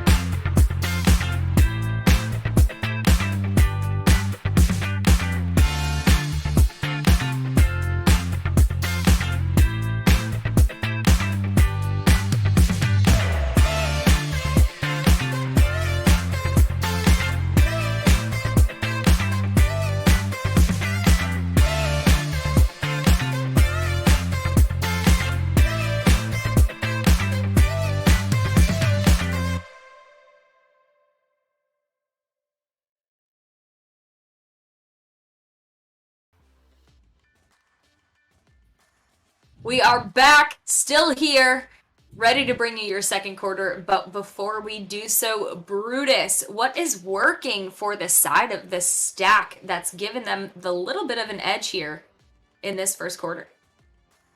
Well, what I've really seen is them focusing on defense, really harassing in the midfield. You've seen a few times where the Orlando Cyclones have had to reset and try and get the disc back to create space in the arena. It's not drawing out that stack defense. They're staying disciplined and creating turnovers. They haven't spent a whole lot of time on the orange side, but when they do, it's because they get a clean clear and then they win a stack race, and that's how they're getting their points on the board. So very curious to see what Game does to make adjustments here in the second quarter to try and combat that. They're only down by 1 point. This is any team's match right now, but that's what I saw in the first. Well, to start us off, KFC gets a grab, sends it up. Citizen ultimately with it, taking the shot there. But we'll go off of the post and then out of the bubble. Captain Will, long heave there. Taking a careening bounce. And now inside the bubble. As I realize I don't have my mini map. Set up there. Captain Will again. We'll off for that reset, although it's off of the Geo. And Caesar gets a good pickup. Caesar with the clear. They're going to have a stack after it. Citizen! 3 points. They're back up by 4. And yeah, another opportunistic goal there created by the mismatch. They end up with an open three-pointer once again because they're quicker on the stacks right now, beating the Orlando defense back, and they're getting some open three-pointers. That's really been the difference in the matches. They're now up by 4. The 4-point lead, 1 minute off the clock here in the second. Send across here to Rosie Hope. As Rosie, we're going to weave it through that near side to Captain Will across. Pass off of the Geo there. Acorn has to chase it down. Captain Will gets her first and will scoop it. Trying to get that one to game, although it's off of the mark. Caesar open goal shot. Oh my goodness. Off of the inside of the post, out of the bubble. As Retro, he'll hit it. 7-point lead now to the stack. 7-point lead and their 4th three-pointer of the game. So just the fact of how they're creating offense and how they're getting open goal opportunities is responsible for 4 of those points right off the bat as opposed to scoring 2. So got to see some kind of adjustment here out of the Cyclones to adjust on that defensive side and stop giving up those open goal opportunities. And Rosie juking around KFC there. Passes it, game though, loses. He missed his grab on the Geo. That gave KFC an open 3 opportunity, but it's off of the post. Citizen picks it back up across KFC. KFC will swing his way in. And that will give his team a 9-point lead here in the second. 9-point lead, uncharacteristic. Misstep there by Game turns into points, but I do want to point out we've seen a couple of ding shots there hitting the rim out of the New England stack. They've been building this lead off of three-pointers. We don't want to see that accuracy start to fall off too much. That time KFC takes the 3, dings it, but is in position to recover, score his own rebound, and put that in for 2. Now this one's sent in here. Ooh, bounce. Getting nearby. The Cyclones still down by 9 here as we approach 3 minutes off the clock in the second round. Second quarter, Acorn sends it up there. We'll take a bounce, though, into the hands of Caesar. Caesar gets it cleared, but then stunned out before he can chase it. Citizen collects it here on the near side. We'll go for a bounce shot off of the floor. Just wide of the goal. And Caesar will hit it for the 2, though, and puts his team up by 11. 40 seconds later, as we approach the halfway mark of the second quarter, they are up 20-9. And hats off to the New England Stack for what they are doing on the offensive end. But I just have to say, I'm just really surprised by the number of open goal opportunities, not only on the first shot, but even at times like we saw there on the second shot, because the New England Stack is getting to the orange bubble ahead of that Orlando Cyclones defense. I think they're going to have to make an adjustment here because they have to start overcoming the scoring. Captain Will does a part there to get that 2-pointer in there, but when you have to score consecutive goals to walk your way back into it, you've got to do a little bit to step up on defense. You just can't keep giving up those open netters. And at the halfway mark, Captain will get the Cyclones' first goal here in the second quarter. As Retro sent that one up there, Caesar on the far side. Oh my! Ooh, shot there, skims off the bottom side of the goal. And Captain Will handle it there on the far side, sends it out and through. Good boost into the bubble, picked up. Oh, no, overshooting it, excuse me. Rosie up, will bring it in. She does get the points anyways. They're back within 7. Back within 7, stringing together a couple of goals here. That's how you eat into a lead. You can't afford to exchange goals. You have to score them consecutively. That's exactly what the Cyclones have done here. They're making their way back in, brought it back down within 7 points here with over 3 minutes to go still in the half. Now it's the New England Stack who have to figure out how to not let the Cyclones pop off with a run. And KFC off of that initial pass will set it up. Caesar again, cross here to Citizen. Defense has returned to the bubble. Only 2 here for the Stack encroaching on the bubble. And it will be Captain Will making a save on KFC. As send that one out, Rosie up here on the near side. Only has a backliner in front. And will ultimately get that one cleared out. She has a whole bunch of teammates there already boosted in. Acorn, open goal, hits it for the 3. Back within 4 are the Cyclones. They're starting to walk it back, as Brutus said. Yeah, walk it back indeed. And again, given the New England Stack a bit of their own medicine there, the Cyclones, that is, are starting to get some clean clears. And that time they had a Stack in position to pick up an opportunistic bounce off of the sidewall there and put that in for 3. Bringing this back within 4 is absolutely huge after we saw the Stack build that lead in the middle here of the second quarter. After one long shot, ooh, just wide. Good defensive Stack to pick it up. KFC gets there and turns out around quickly into the hands of Caesar. As Caesar will clear it. Do they have a Stack in? They do. Stack got there, but Game got the grab on it first. Then sent it in through Captain Will. Long shot. Ooh, off the post. And then will be collected. A slap out. Will make its way to that far side too, but in the hands of Acorn there. Acorn sending it right back in. Game gets by 1, gets by 2, takes the shot on 3 at 4, and 4 gets a save. Acorn gets a recovery. Acorn back in. Another stop there. Third shot goes wide. That is Retro making these saves, and there it is. Finally, Retro stunned out. Game will get the shot in. They're back within 2. Retro just juggling, glass plates there, trying to keep that out of the goal. Had a couple of amazing saves, but at the end of the day, there were just too many Orlando attacks, and finally able to capitalize on that last one. After we saw this lead stretch all the way out to 9, we're back within 2 with a minute here to play, and we haven't seen a New England Stack goal for a while. So let's see if they can put something together here in the last minute of the half. Yeah, Citizen was looking for one, hit the cone, but then Captain Will got a gnarly save. Then Game, what a read. Ooh, shot will go wide. Minute on the clock here in the half. Still a 2-point deficit to the Cyclones, although... I am... That is just sweet justice right there. That is just sweet justice right there. Karma had its way. So KFC will get that one in. Well, to be fair, well, yeah. So it's a 4-point swing. It's a 4-point swing. Put the disc in the goal. Just do it.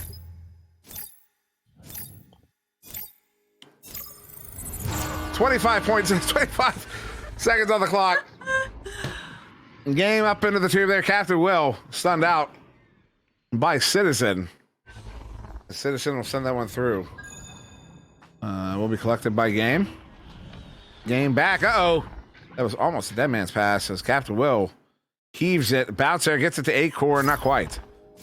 Citizen will send this one back. Ending the round here, 22-18 in favor of the New England Stack.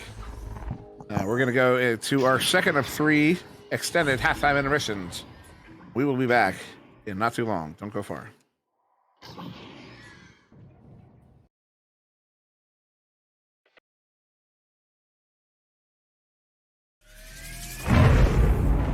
Hold on a minute. Did we hear that right? Dodge is making an electric car? We're talking hypothetical, right? Surely you jest.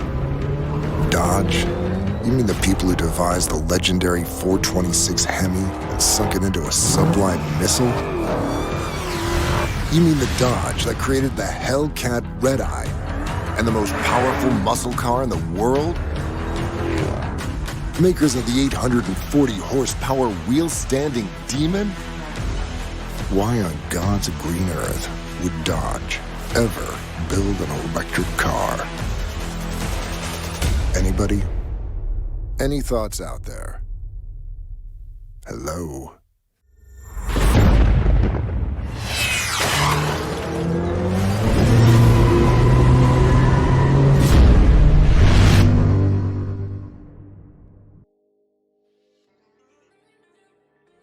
We are back.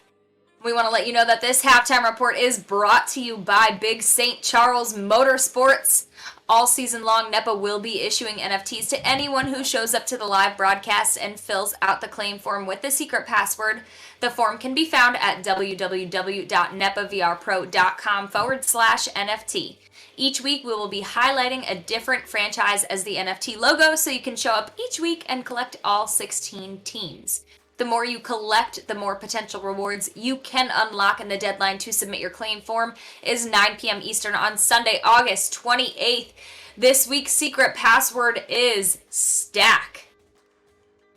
Our winner that we are announcing tonight, our POAP holder taking home a $50 gift card to the Nepa merch store, is Danny. Danny with a squiggly line, congratulations. Check your email and you will find your gift card there. Before I hand you over to the casters here to go over some stats, we just want to mention a super awesome thing that happened.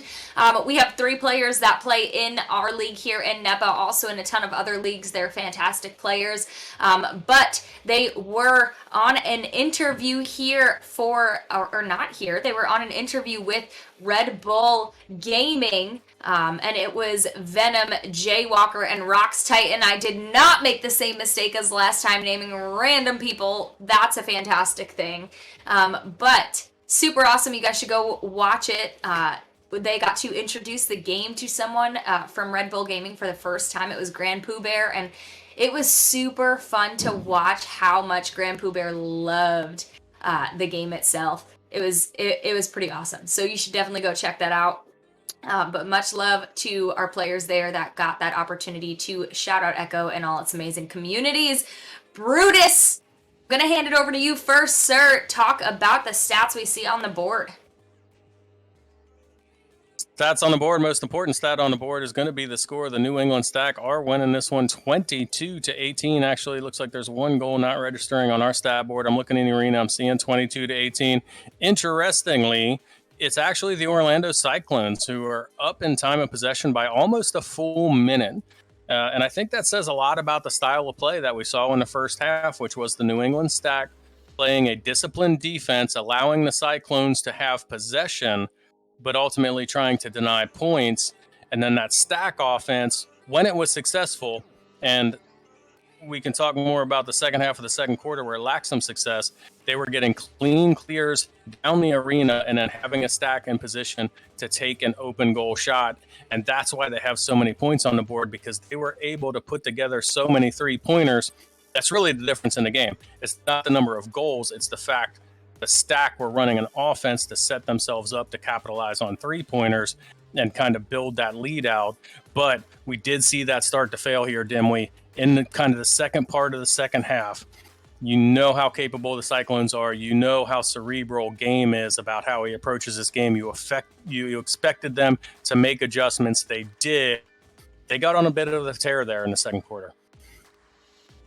They did. They went 4 unanswered, but that was after the second quarter started with with the Stack getting 4 unanswered goals. So those 4 unanswered from the Cyclones was an answer too. The 4 unanswered. So I guess those first 4 unanswered were answered, and then those were answered because KFC got the final goal. Anyways, they almost got the lead too. That was they almost tied it up. It was 20-18. There is someone I don't even know who it was about to dunk it. And then lost it, and then it turned into a 4-point swing as KFC got that final goal of the 2, putting them up 22-18.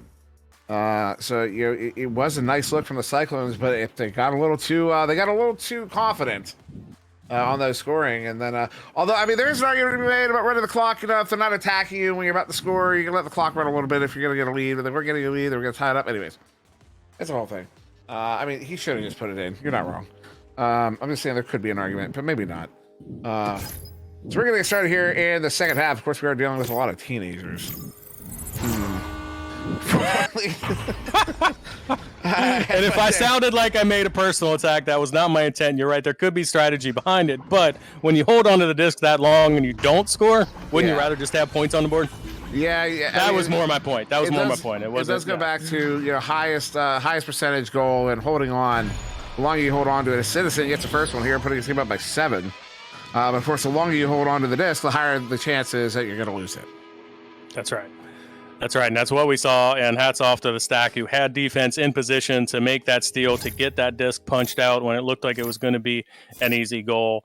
I don't know. Maybe I just don't score enough goals, so I never missed the opportunity. I've never been that cool that I could afford to just run clock.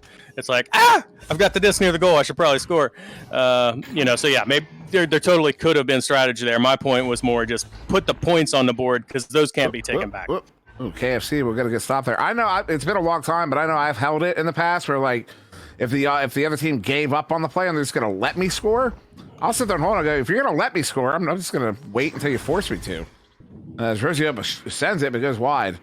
But of course, that was not in pro games, and I am not a pro, so at least not at this. Not playing the game, at least not anymore. Game actually never was technically. Acorn, bring it in, it hits it for it too. I never even won money. 5, went back within 5. Not even a buck. Back within 5. Back within 5. Each team now with a goal here in the second half.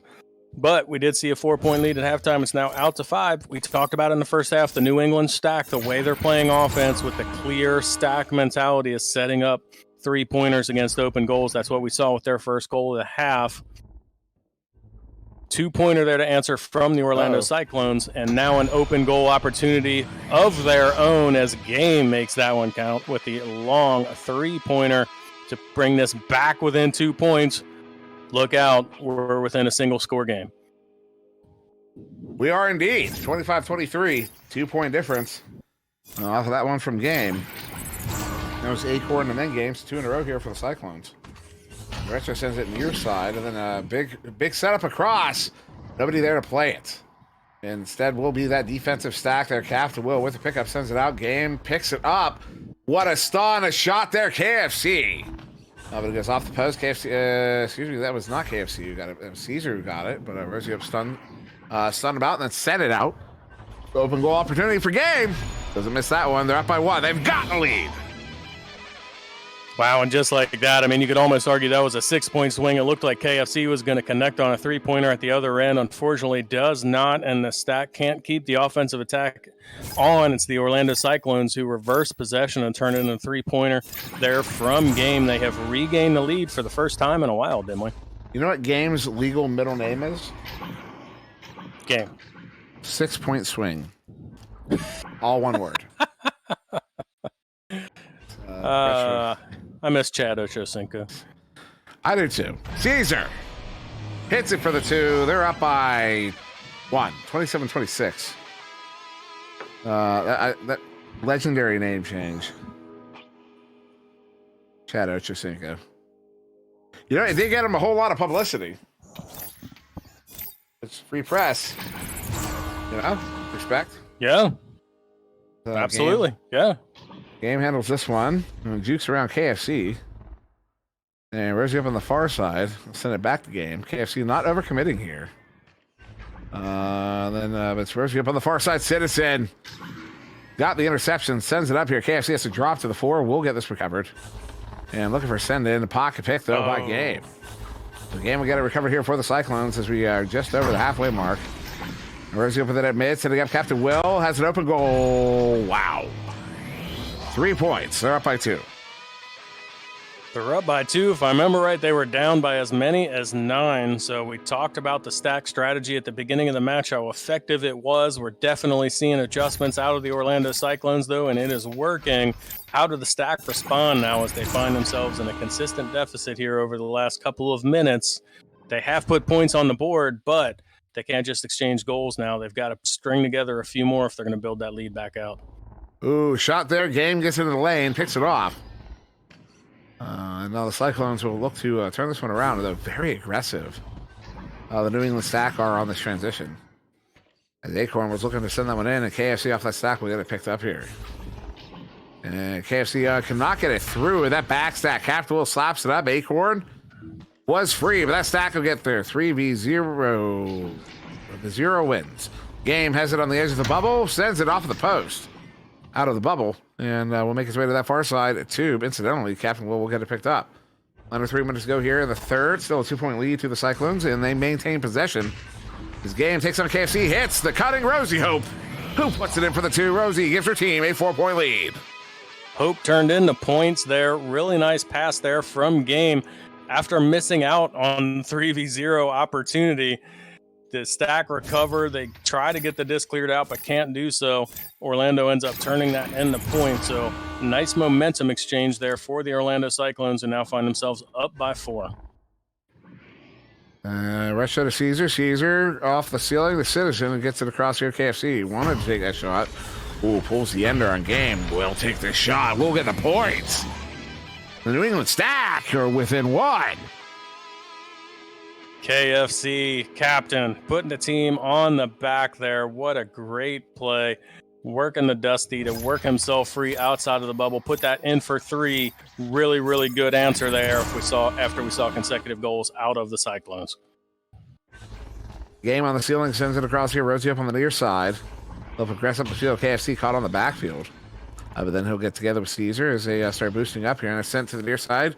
Game with that stack partner. I believe it was Captain Will. So, no, I'm sorry. That was Game and Rosie who stacked up. They get back together, but it's going to be that the blue stack there. Citizen sends it. Got a bounce. Goes near the goal, but over the goal. Captain Will has to juke away from KFC. KFC has been incredibly aggressive on that forecheck this evening, particularly on the transitions. Yikes. 4-point lead now to the Cyclones.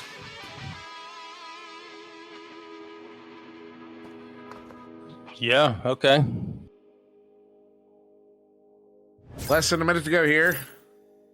That's something they'll be talking about later. Yeah, I think so. But that's the way it goes. And so that nice 3-pointer by KFC is quickly answered there. We find ourselves back at 4 points. 40 seconds to go here in the third quarter. Setting ourselves up for a really nice fourth quarter here. However, this third ends. Yes, Arch, it was a reset. Presumably a miscommunication. Zacorn will send this one up here. Basically, I imagine the goalie wasn't expecting it, so then had to make the save instead of receiving a pass. Yeah, that's all. That's speculation. Ooh, that one almost offsets it. So does that one. Shoots it. KFC touches it to the near side. Rosie up, send it to the near side. Retro with it. One more opportunity. Ooh, they look for a scoop there. KFC took a quick one, but no. That'll end the third. One more round to go. 4-point lead now to the Cyclones as we go to our final intermission of this game. We'll be right back. Harley-Davidson builds bikes that are meant to ride. There are vehicles your parents would recommend you drive. Then there are the motorcycles your crazy uncle who gave you fireworks for your birthday tells you to ride. You wouldn't want to let your uncle down, would you?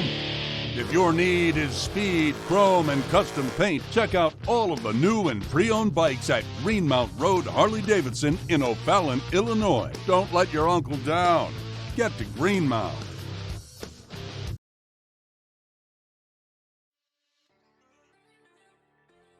We are back and we're ready to bring you this fourth quarter here. Brutus, talk to us about what happened. A little bit of a switch there in the scoreboard. We've seen the Stack walk away in the end with a 2 or 4 point lead here. Obviously, Cyclones coming out with a 4-point lead. What happened with the Stack?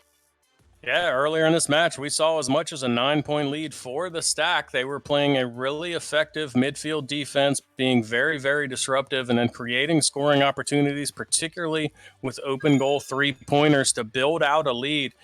The Cyclones have made the adjustments, though. They are spreading the disc around, 12 points for Acorn, 10 for Game. A lot of stats lean towards the Cyclones. They're now up by 4 points. They've got over a minute, almost a minute and a half time of possession advantage. They're leading in shots taken. You can see the stuns, saves, and steals reflected in the New England Stack strategy, but it's not paying off on the scoreboard as Acorn pays that one off on the scoreboard with another 3-pointer, stretching this lead out to 7. A quick goal there, just 6 seconds to put those first points on the board of the fourth quarter, Dimly. Yeah, it's a 7-point lead now for the Cyclones. As they had fallen behind. Well, they earlier on were struggling to stay in this game, and now are starting to walk away a little bit. It's KFC across the Caesar. Those two have been very active between one another at mid here today. Citizen through. So look at a setup. Retro, who was coming in off the hot off the back line. KFC though will get it recovered across the Caesar. Caesar moving in. It's it for the 2. They're back within 5. Will it be enough? We'll find out.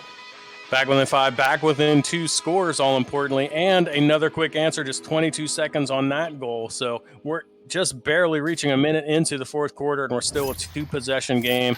Either team can walk away with this one here. Let's see what the Orlando Cyclones do with the joust. That's Game with it on the ceiling. Game sending it up into that far side tube, where Captain will get it recovered and sends it across here to Acorn. Acorn stunned out by that Stack. Caesar has it recovered, and Caesar sent it out. That one makes it way through. Caught that far side trap. Retro stunned out. Citizen, good tap pass. Looking for KFC. KFC though not able to play. Game gets it recovered though. Nice reset there to Acorn. Acorn. Acorn's leech took about 5 attempts to get the stun off. Hate it when that happens. This one now sent back in here to the Cyclone zone. Citizen looking at a 1v2. We'll take the 1v2. We'll get the 2. They're back with the 3. Aggressive. I like it. He looked around for teammates. Didn't see anybody making a cut towards the bubble. So, okay, I'm going to take this 1v2. I'm going to put my best jukes on the table, and they end up paying off there. We're back within a 1-score game here with over 5 minutes to play in the match. Okay, Game under assault by KFC. Stunned out as he gets that sent out. Or as he able to send that one across Captain Will. Ducking. The attacking Citizen that gets that one set across back to the near side in the hands of Acorn. Acorn will get that one into the hands of Game. Game stunned out. So back to Acorn. Acorn setting up Captain Will off the backboard. Hits it in the corner. They're back up by 5. Yes, they have the answer there. Captain Will with a nice bank shot to put that one back in. It is 39-34. This is the kind of match that gets Jucifer a little bit nervous because we're within both 40 points and a lead swap. But the New England Stack are going to have to find something that works here and put up some unanswered goals. They're scoring better here in the fourth than they did in the third, but they've got to do it consecutively if they're going to eat into this lead. No, Cyclones get that back. Hit that. That puts them up by 7 again. So it's Acorn putting that one in. That's 2 in a row from the Cyclones. So they hit that 40-point mark. Jucifer is about to go take a break.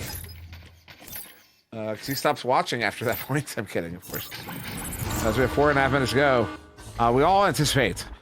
This would be like that. You know, you ever been to the casino and like that? They'll give you those long shot bets. You just throw like a 2 on or a 5 or whatever. You know, just in case. You know, just in case. I'll throw it on there. Our long shot bet would be: will they beat the 40-point, the first to 40 rule? That's our long shot bet. Because it's possible. It just rarely happens for some reason. It's particularly reliable. Are the odds long enough to make this bet worth it? Is what that comes down to. And game sends it out. Juicer says 41 GGs. Though I don't like GG. I don't like early GGs. I really don't like that. I don't think anybody should do that. Caesar turns it around. I mean, I know why. I'm just saying, I don't know. I actually have a TikTok out there where I'm yelling at the chat for GGing too early in the game. There's Caesar up to Retro. Retro! It's it for the 2. They're back within 5. Back within 5. Possession game, still plenty of time to go. We saw the New England stack strategy work to put themselves in position there, but they had an errant bounce off of Nest, if you will, so they didn't get the 3-pointer, but they do get the 2, brings them back within 5, back to a 2-possession game. Most importantly, now let's see what they can do on the defensive side, try and create a turnover here. Gonna have to get a recovery on this? Not unable to. Caesar with it. Caesar sends it up. Well, not able to connect with Citizen. There'll be a scrum for it here. Game has it. Stunned out, but then gets it cleared out. Good stack. Acorn trying to track it down. No, will be the defense instead. Citizen for the stack. Turns it around. We'll take a bounce there. Defense gets her first once again. This time for the Cyclones. This game. We'll send this one across here into the hands of Rosie Hope. Rosie Hope on the near side has 2 in front. Her friendly stack was right nearby. Caesar picks that one up. Uh-oh. Narrowly misses, but Citizen puts it in. They're within 3. Uh-oh. Get nervous, Jucifer. We're back within 3. Breezebo hears me. And Jucifer, in response to me saying, I don't like GG's early, says, you still play until the end of the match. What's there? GG's. GG's so early. Caesar. I don't care. Game across. I mean, kind of. Not really. If it was a lot of people, I might. Citizen. KFC 2v1. 1-point game. Oh, 1-point match. The stack have found a way to crawl back in. We've got 1 minute and 45 seconds to play in this one. What do the Cyclones have up their sleeve for an offensive rollout here as they now find themselves giving up a few consecutive goals? They've got to ebb this tide if they're going to hang on to the lead. And game will set it up here in the near side trap. Nobody's there. Caesar has it. That's a turnover. Caesar up to Citizen. Citizen, edge of the bubble. They've got a 2v2. Hits the cut. They've got the lead. 42-41. The Stack have taken over with 1 minute to go. Wednesday night, Pro Series 2. Back and forth in the fourth quarter. New England Stack once up by 9 points, then found themselves down, have crawled their way back in. They are leading Orlando Cyclones back against the wall with 1 minute to play in the match. What can they get going on the offensive side? It looks like they're going to have an opportunity here, although the defensive stacks are recovering. And that one on the back line here to Acorn. Acorn across the game. 40 seconds ago. Game sends this one in. We'll hit Captain Will. They will hit the 2. They've retaken lead with so it's a 1-point lead here. Though there is time for one more goal. We will have 18 seconds. 18 seconds on the clock here for the Stack to answer. Can they break the 40-point rule here for the first time in this Pro Series 2? Retro, quick pass here near side, 15 seconds, KFC. Near side 2 sends it up, Citizen not able to get there. Game gets it recovered. Game sends it out, 9 seconds. That's going to be all the way into the bubble here. Acorn puts in the ice. The Cyclones will take it in the final moments, 45-42 over the Stack. Wow, hats off to both of these teams. They both found themselves at significant deficits, but weren't happy with that. Found a way to battle back. At the end of the day, the Orlando Cyclones, though, are going to walk away with this one, putting the icing on the cake there at the end of the match. Just enough time, 18 seconds for the Stack to try and roll that one out, but they couldn't quite get over to the offensive end, so the Orlando Cyclones defense is going to make that final stop on the final play that they absolutely had to have. But wow, what a great, great matchup. 2 teams that were in this until the very, very end. What a great, great matchup, Queen. Yeah, I mean, ridiculous matchup. That was an incredible game to be able to watch. Well fought, too, by both sides of the arena. I mean, Cyclones obviously working hard to crawl back from that deficit that they had on the scoreboard. The Stack really, really working hard, especially to make up for that attempted reset there that happened, resulting in a 3 on their own goal, unfortunately. But the attempt of the push at the end there was not enough to give them the win, but seriously well played from both teams. Indeed. And yeah, I don't have a whole lot to add. Just looking over, we're obviously going to move into Player of the match game. brought to you by Holzhauer Auto and Motorsports. So Dimwee, sounds like you're ready to give us your pick, huh? First off, the stats over there on the stacks look really pretty. I mean, they all have a whole bunch of assists. They all have a whole bunch of points. I love the way that looks. You got to love it. But, yeah, Cyclones ultimately pulling this one out. Here's the thing. Game struggled a little bit in this one, and I can understand why. And I think he was also focused by the stack quite a bit. So it's a double whammy of struggle in that one for him. And despite that, he still got 5 assists, 10 points, and a save. So did exceptionally well. Captain Will Rosio both pulling off fantastic stat lines there. Excuse me. Picking up Rosio there, 6 assists, which is quite a few. But Acorn, when the rest of the team was when game is getting getting double covered. Rosio and Captain Will kind of covering that back line a lot, though Captain Will pressing up a lot. Acorn was there to fill in those gaps on the offense. Was able to get 19 points in that game, quite a few. And so my vote ultimately going to be to Acorn for the MVP. I feel like Bruce, that's silence. Yeah, no, I mean, silence. it's almost impossible. It's almost impossible for me to not come off on bias, but I've got to point out what the stack brought to the table. And as I look at the team stats, they lost time of possession, they won stuns, they won saves. Like, they came out with a mentality of, we're going to try and play good defense, we're going to try and deny scoring opportunities, and like, it was so close to working. I look at KFC with 50 stuns. I look at Citizen with 5 assists. Like, they had a strategy, they stuck with it. It was so close to working that, like, really impressed with what they did on the defensive side. But at the end of the day, I got to go with the winners tonight. That was the Cyclones. And you're right, in a match where game, for totally understandable reasons, wasn't on top of his game like you would normally expect. I think about what name were we talking about the most. Captain Will was right in the mix there, but I think it was Acorn at the end of the day who allowed them to come back from that 9-point deficit, get back into this one, and ultimately walk away with the all-important W to close out this match. So they're going to stay above 500. They're moving up to 7-5, so they're going to end up just behind the Montreal Freeze here in the Eastern Conference. Really important win. I will agree. Holzhauer Auto and Motorsports player of the match going to Acorn. All right, congratulations, Acorn, taking home the player of the match tonight, and congratulations over to the Orlando Cyclones. But fantastic play from both ends of the arena. You don't want to go anywhere. We will take a quick break, but just go grab a snack and something to drink. We have a third match for you tonight, so we will see you on the other side. Number 1 versus number 2. You don't want to miss it.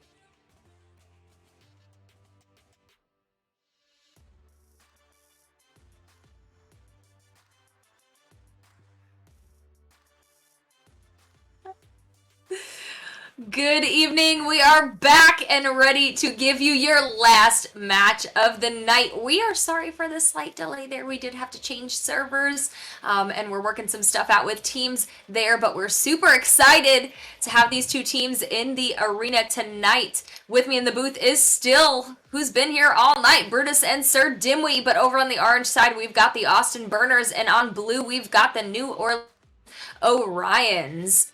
Brutus, I'm going to hand it over to you first. Tell us about the Austin Burners. I've heard of them. I'm Yeah, you might know them a little. Yeah, I tell you what. I mean, this is a team that is coming in at an 8-3 record. They're sitting in second place.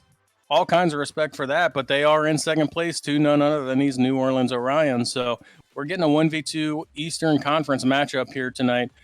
Austin Burners coming off of a tough loss against the Montreal Freeze team that we saw earlier is a very, very good team, but an uncharacteristic loss for an Austin Burners team who has been on a bit of a tear of late. Came to a screeching halt last week, and so now they're looking to recover. Probably the biggest piece of the news tonight is as we look at the players in the arena, you've got Chrome, Rev, Na, Burnsy, and Moonface. The big announcement is going to be that Na is now a rostered pro player. Congrats to Na. Just joined the Burners organization 3 weeks ago. Traded on the AAA level. Now is going to find himself in the pro ranks because G. Tyler is no longer playing at Go, at least for the time being. We hope he can come back, but right now, for personal reasons, has decided to no longer play with the team. But also tonight, JDG not in the arena. So we've got you've got Na up on the primary roster. You've got Burnsy, who's the AAA captain, and then you've also got Moonface, Rev, and Chrome to round out their roster for the night. So Chrome, captain, a lot to juggle with tonight. Absolutely. And one thing is Moonface back in the arena. Moonface was out last week, so definitely missing a little bit of that chemistry last week that they're typically used to. And Moonface, as we know, is just a force to be reckoned with on all ends of the arena. But for this side, Dimwee of the New Orleans Orions, talk to us about that team in the arena now. Yeah, here with the full roster: Rye Ruff, Al, Zux, Ryan, Draco Mako up from the AAA. Also been hearing a lot about Draco Mako being a star up-and-coming player in multiple leagues, as it looks like we have a dropout here. Zux out of the game at the moment, but somebody readied up, so we might see this game start with Draco Mako in place of Zux. Looks like that will be the case. But yeah, this team, one of the favorites coming into this season, and affectionately known as the Al Ryans or the Louisiana Star Dudes. For anybody who has trouble saying the New Orleans Orions. As we get started here in the first quarter, start out here, headbutt from the burner, sending out into the bubble. We'll find its way to the far side. And everybody overshooting it. You saw every single player in the arena shifted the other direction at the exact same time. Watch that one back. It's actually kind of funny to watch. Look at this one picked up here for the Burners, turning it around. 20 seconds off the clock, doing all the jukes as Burnsy gets that one up here to Moonface. Far side, they will set this one up, but that stack will back off to the bubble. And the other stack stunned out here. Chrome gets Al stunned out, but then they'll just opt to set this one to the back line. So Burners, 35 seconds off the clock. Will attack the bubble. Bubble now as Moonface back to Gnaw on the back line. Gnaw trying to get that stack stunned out. Stack very aggressive here from the Orions to start out. As a setup there will be a slap. Who was that in the bubble? Was that Draco Mako? I do believe it was, as that one does get sent out here. Will be collected by Rye Ruff. Rye Ruff wants to send it. Hits for the three. It took almost a minute. The Orions are on the board first. 3 points. Yeah, that midfield stack really paid off. Burners trying to maintain possession. They're working the disc, using some reset passes, but that midfield stack out of the Orions remained aggressive, ultimately forced the turnover, and then they've got Stack in position to take advantage of the turnover. They get the first 3 points of the match onto the board. It took a little while, but it's because they used that midfield stack so effectively to break up. Even though the Austin Burners maintained a lot of possession time, they couldn't advance it forward because they were getting broken up in the midfield. Chrome will handle this one, trying to bait that chain. Shane ultimately attacks to slow down, but here an opportunity. Moonface sends him behind the goal. Nah, getting stunned out, and Ryan looking for the clear, although not out of the zone. To the far side, Ryruff will get it collected for the Orions. Gets it cleared out through the far side tube. They're looking to stack after, but too many stuns in the backfield. Literally nobody getting away. Actually, just now. Look at that. Draco Mako hits it for the 3. The Orions have a 6-point lead. 2 goals, 2 threes. They have a 6-point lead. I laugh because just the scrum that was going on in that far side tube is both the offensive stack and the defensive stack couldn't get together because they're too busy stunning each other out. But at the end of the day, it is going to be the Orions who get the stack down in position, score another 3. They're out to an early 6-point lead. Now, stun out there by that stack. That is Al and Ryan. Ryan will send that one up. Ryruff collects it. Ooh, shot there off of the post. Will be slapped out of the bubble by, looks like Burnsy. This one now back into the Orions zone, but will be collected by Ryan for the Orions. As Ryan up to Al, the namesakes of the Al Ryans. As Al sends this one across, Ryruff, edge of the bubble, looking for a cut. Goalie perturbed, goalie under pressure, goalie stunned. Ryruff sends it in behind the goal there. Will connect with Draco Mako. One more pass back to Ryruff. Cannot play there. Ooh.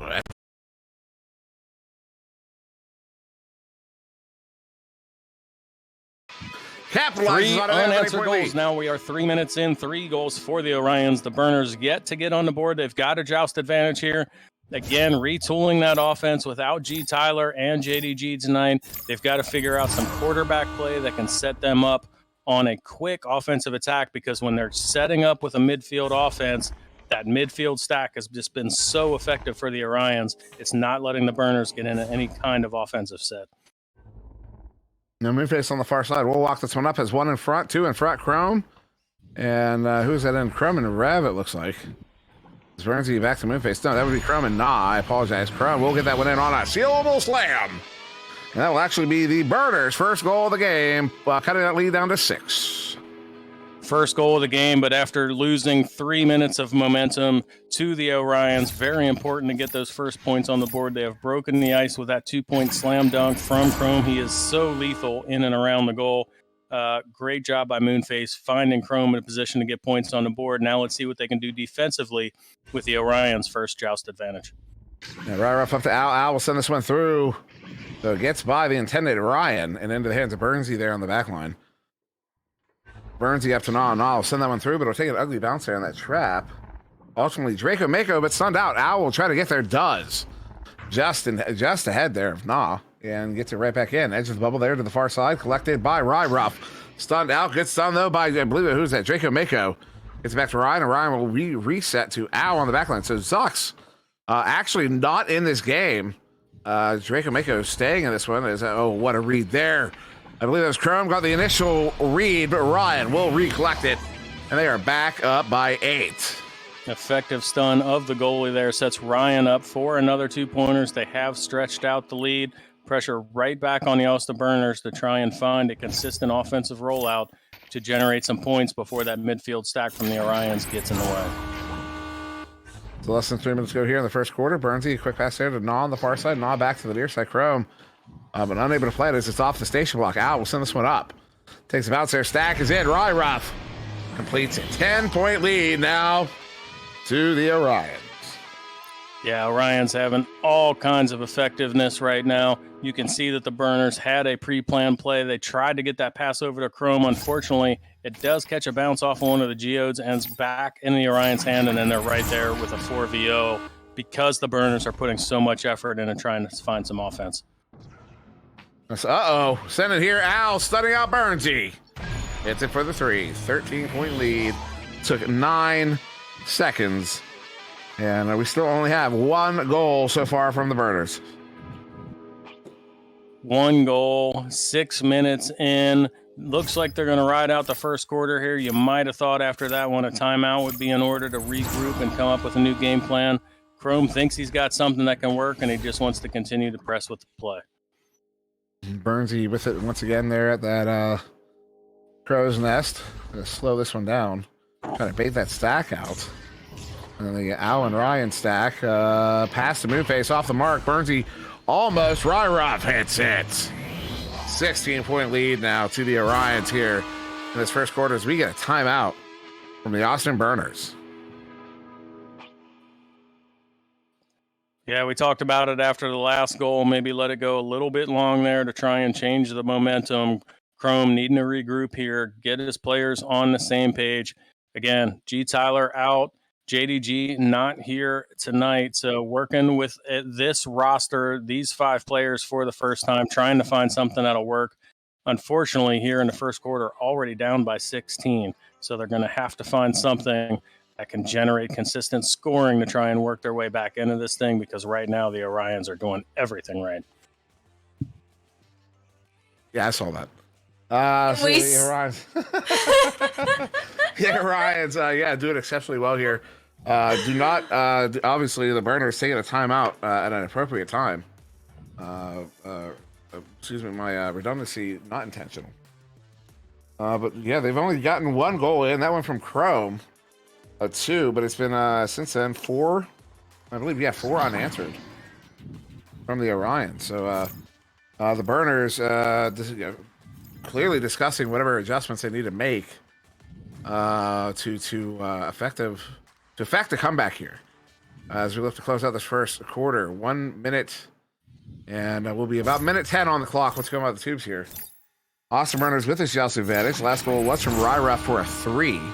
They put the Orions up by 16 points here. As Burnsy, quick pass here to the near side.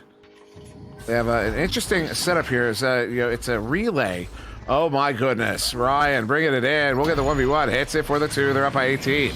That was a relay, but the weak side was at center instead of the far side too. Very interesting. Yeah, and unfortunately, Burnsy's going to get the reset pass there, but unable to clear it effectively, as Ryan's going to get the interception and then put Burnsy on his heels back in the goal, put that in, stretching it out to an 18-point lead here with just 30 seconds to go in this first quarter. Burners desperately looking for an offense. And Burnsy will set it up Moonface here in the Valley. They're going to look to get 1 goal here. Oh, no.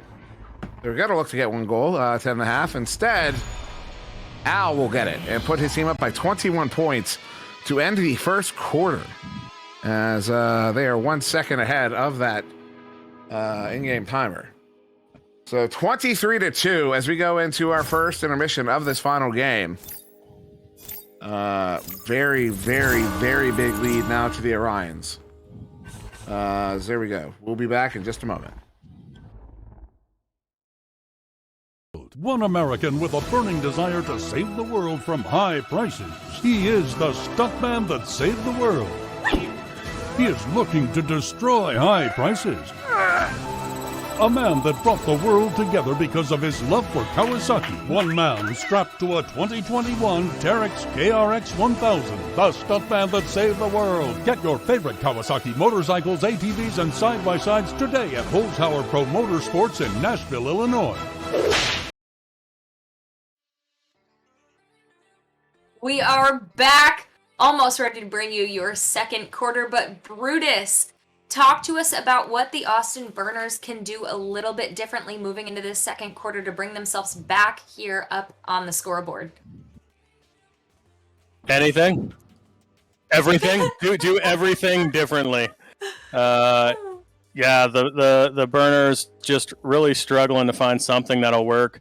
You like to call it a joust advantage. It's almost been a disadvantage because when they give up a goal, the quarterback is just really having a tough time finding a place to put the disc. The Orions defense is right where it needs to be. They're creating quick turnovers and they're turning them into points.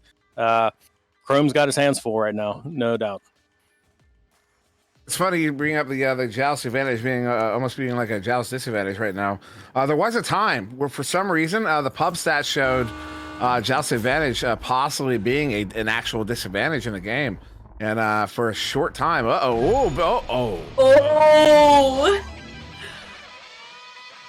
for a short time, we workshopped ideas. 25-2. We workshopped ideas on how to adjust that, and it was a very fun conversation to have for like a week there.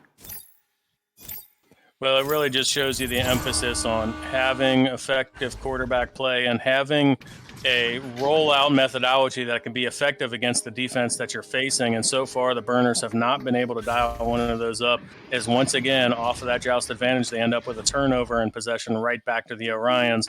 setting up a numbers advantage, and Burnsy's going to get a hand on that one, but not before or not in time to stop that goal. They've stretched this lead all the way out to 25. We're barely a minute into the second quarter. Yeah, 1 minute off the clock, 25-point lead. Burnsy, quick pass there to the far side, in the hands of Crum. Crum back to Burnsy. Burnsy has to play that as to collect it. As it was a little bit low, but does get this one sent in. Unfortunately, a little bit off the mark. Moonface got there, but not before Draco scoops it for that reset.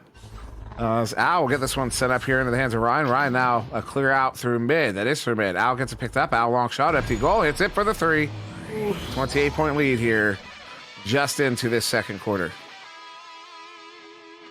Yeah, another 3-pointer there, a long shot. Again, we see another turnover from the Austin Burners, and then the Orions are just turning those into very quick points. There's a reason they're sitting at first place in the Eastern Division, and we're seeing that on full display tonight. And Burnsy, that quick pass to Crum. Crum going back to Burnsy. This is a play they've done a few times. Looks like they're trying to get that stack to attack Crum specifically. Like they want Crum to get the 1v2 brawl. Moonface back to Crum. Nice setup. That was pretty. And that is their second goal of the game here. And of course, Crum has them both here for the Burners. But that really was a very pretty goal. Yeah, it really was. He had the slam dunk earlier in the first quarter there. He gets a nice cut pass and puts that one home. So they found a chink in the armor and finally got the offense to progress from the joust advantage over to the blue side and set up an offensive set. They capitalize on it, which is great. But now you see sitting on a 26-point lead, the Orions happy to take their time here and wait for the Burners to bring some pressure, which, of course, when you bring the stacks forward, is going to open up the goal. So a bit of a risk-reward game going on for the Burners right now. Al taking a shot, but it's off of the crossbar there. Slapped out to mid, but Rye Ruff now moving away from Crown. Will juke around a little bit, send this one back in there. Draco Mako. In the hands of Al. Al, ooh, looking for that far side pocket. He dropped, so he came in at the goal, dropped a little bit, and then kind of leaned left, and then shot it, hooked it to the far right there. Draco Mako across here, back to Al. Al look for another one. Same placement. Puts his team up 28 points once again. Yeah, this Orions team is definitely formidable. Al getting another 2 points there, but they're doing most everything that they want to do. We've seen a couple of goals out of Chrome so far, but just no offensive consistency out of the Burners. Having trouble with possession in general, lots of turnovers, and the Orions are just too good of a team to turn the disco because they will turn them into points in a hurry, and that's what we've seen so far here in the first half. Now Moonface there. Burners, it looks like they're passing around mid confidently, but it looked like they were struggling to get through a little bit. They do get through ultimately. Nah with it here on the near side. Stack now in though. Even strength defense there for the Orions. It's Burnsy. Oh, what are we there? Ryan gets stunned out by Chrome, but disc is loose here. And that back stack will get there. Ryroff up to Draco Mako. Draco Mako looking for a cloud shot. Hit the cloud. But the stack gets there in time. Chrome with the pick off. This up to the ceiling. Moonface with it there, juked into the defense, but still gets a pass to Nah. Nah wanted that shot, but does not have the lane. Ryan back right now. Nah. Ooh, what a read there by Al. Hit the floor to get that one intercepted. This one cleared out to mid, but then another turnover there. Nah grabbed him, but stunned out Moonface. Oh, what a shield there on Ryroff. As Moonface will get this one sent out here off of the near side wall and into the hands of the defense again. Draco Mako, but pocket pick by Chrome for the Burners. Chrome now walking up. They have a 2v1 developing against the goalie here. That's Al in. Nah hits it. Third goal of the game here for the Burners. Cut that lead down to 26. 26, 2 goals now in the second quarter for the Austin Burners, and honestly, both of them have been impressive. So playing with a new roster tonight, maybe they're starting to find some chemistry that will work. So they're looking to build off of that. It looks like moving the disc forward and looking for those cross passes is what's going to be effective for them. Let's see if they can continue to do that and try and eat into this lead a little bit, which is still very, very sizable. But again, the goals they've had here in the second quarter have been proper offensive sets, hitting a cutting shooter, getting the disc into the bubble and getting points on the board. And just like that, we see exactly the same thing from the Orions, who put 2 more points on the board to stretch it back to 28. Really? The cat is freaking out. Rewind that one back and watch Chrome grab onto the toes of Ryroff and not let go as they kind of floated off screen to the left. It was almost comical to watch. And then Ryroff soon after got stunned out. So we know who won that battle. Uh-oh. Ooh, Ryroff will put it in for the 2. 30-point lead now to the Orions.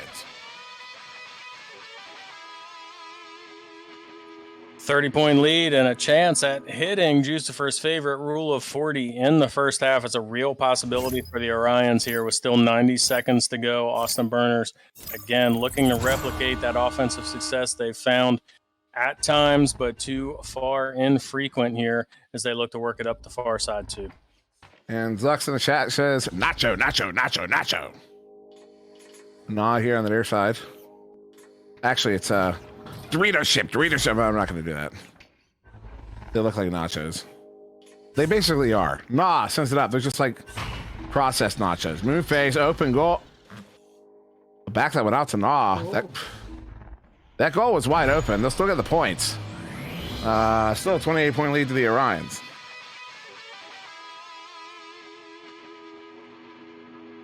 Yeah, interesting reset there, but they do capitalize with points. Burnsy now on the board with 2 points for the match. So coming up from the AAA captaincy, now getting some points on the board. He's been their quarterback on the rollouts. It's been a tough go tonight, so happy to see Burnsy get some points on the board. Ryroff sending it up. Ow! Hits it for the 2. There's time enough for one more goal. There will be, let me see when they got it in. Only about 6 seconds, but will they do it? Will they hit the 40-point mark in this before the half? There's literally going to be 6 seconds as we come to the tubes here. 6 seconds on the clock. Burnsy, quick pass out to mid. Will be collected there by Ryan. Ryan sets it up. 2 seconds, 1 second. Shot! Not quite. They almost had it. They were literally a fraction of a second away from hitting 40 before the half. That may just be a first half record, but we're going to go into our final extended halftime intermission of the night. We'll be back in just a few moments.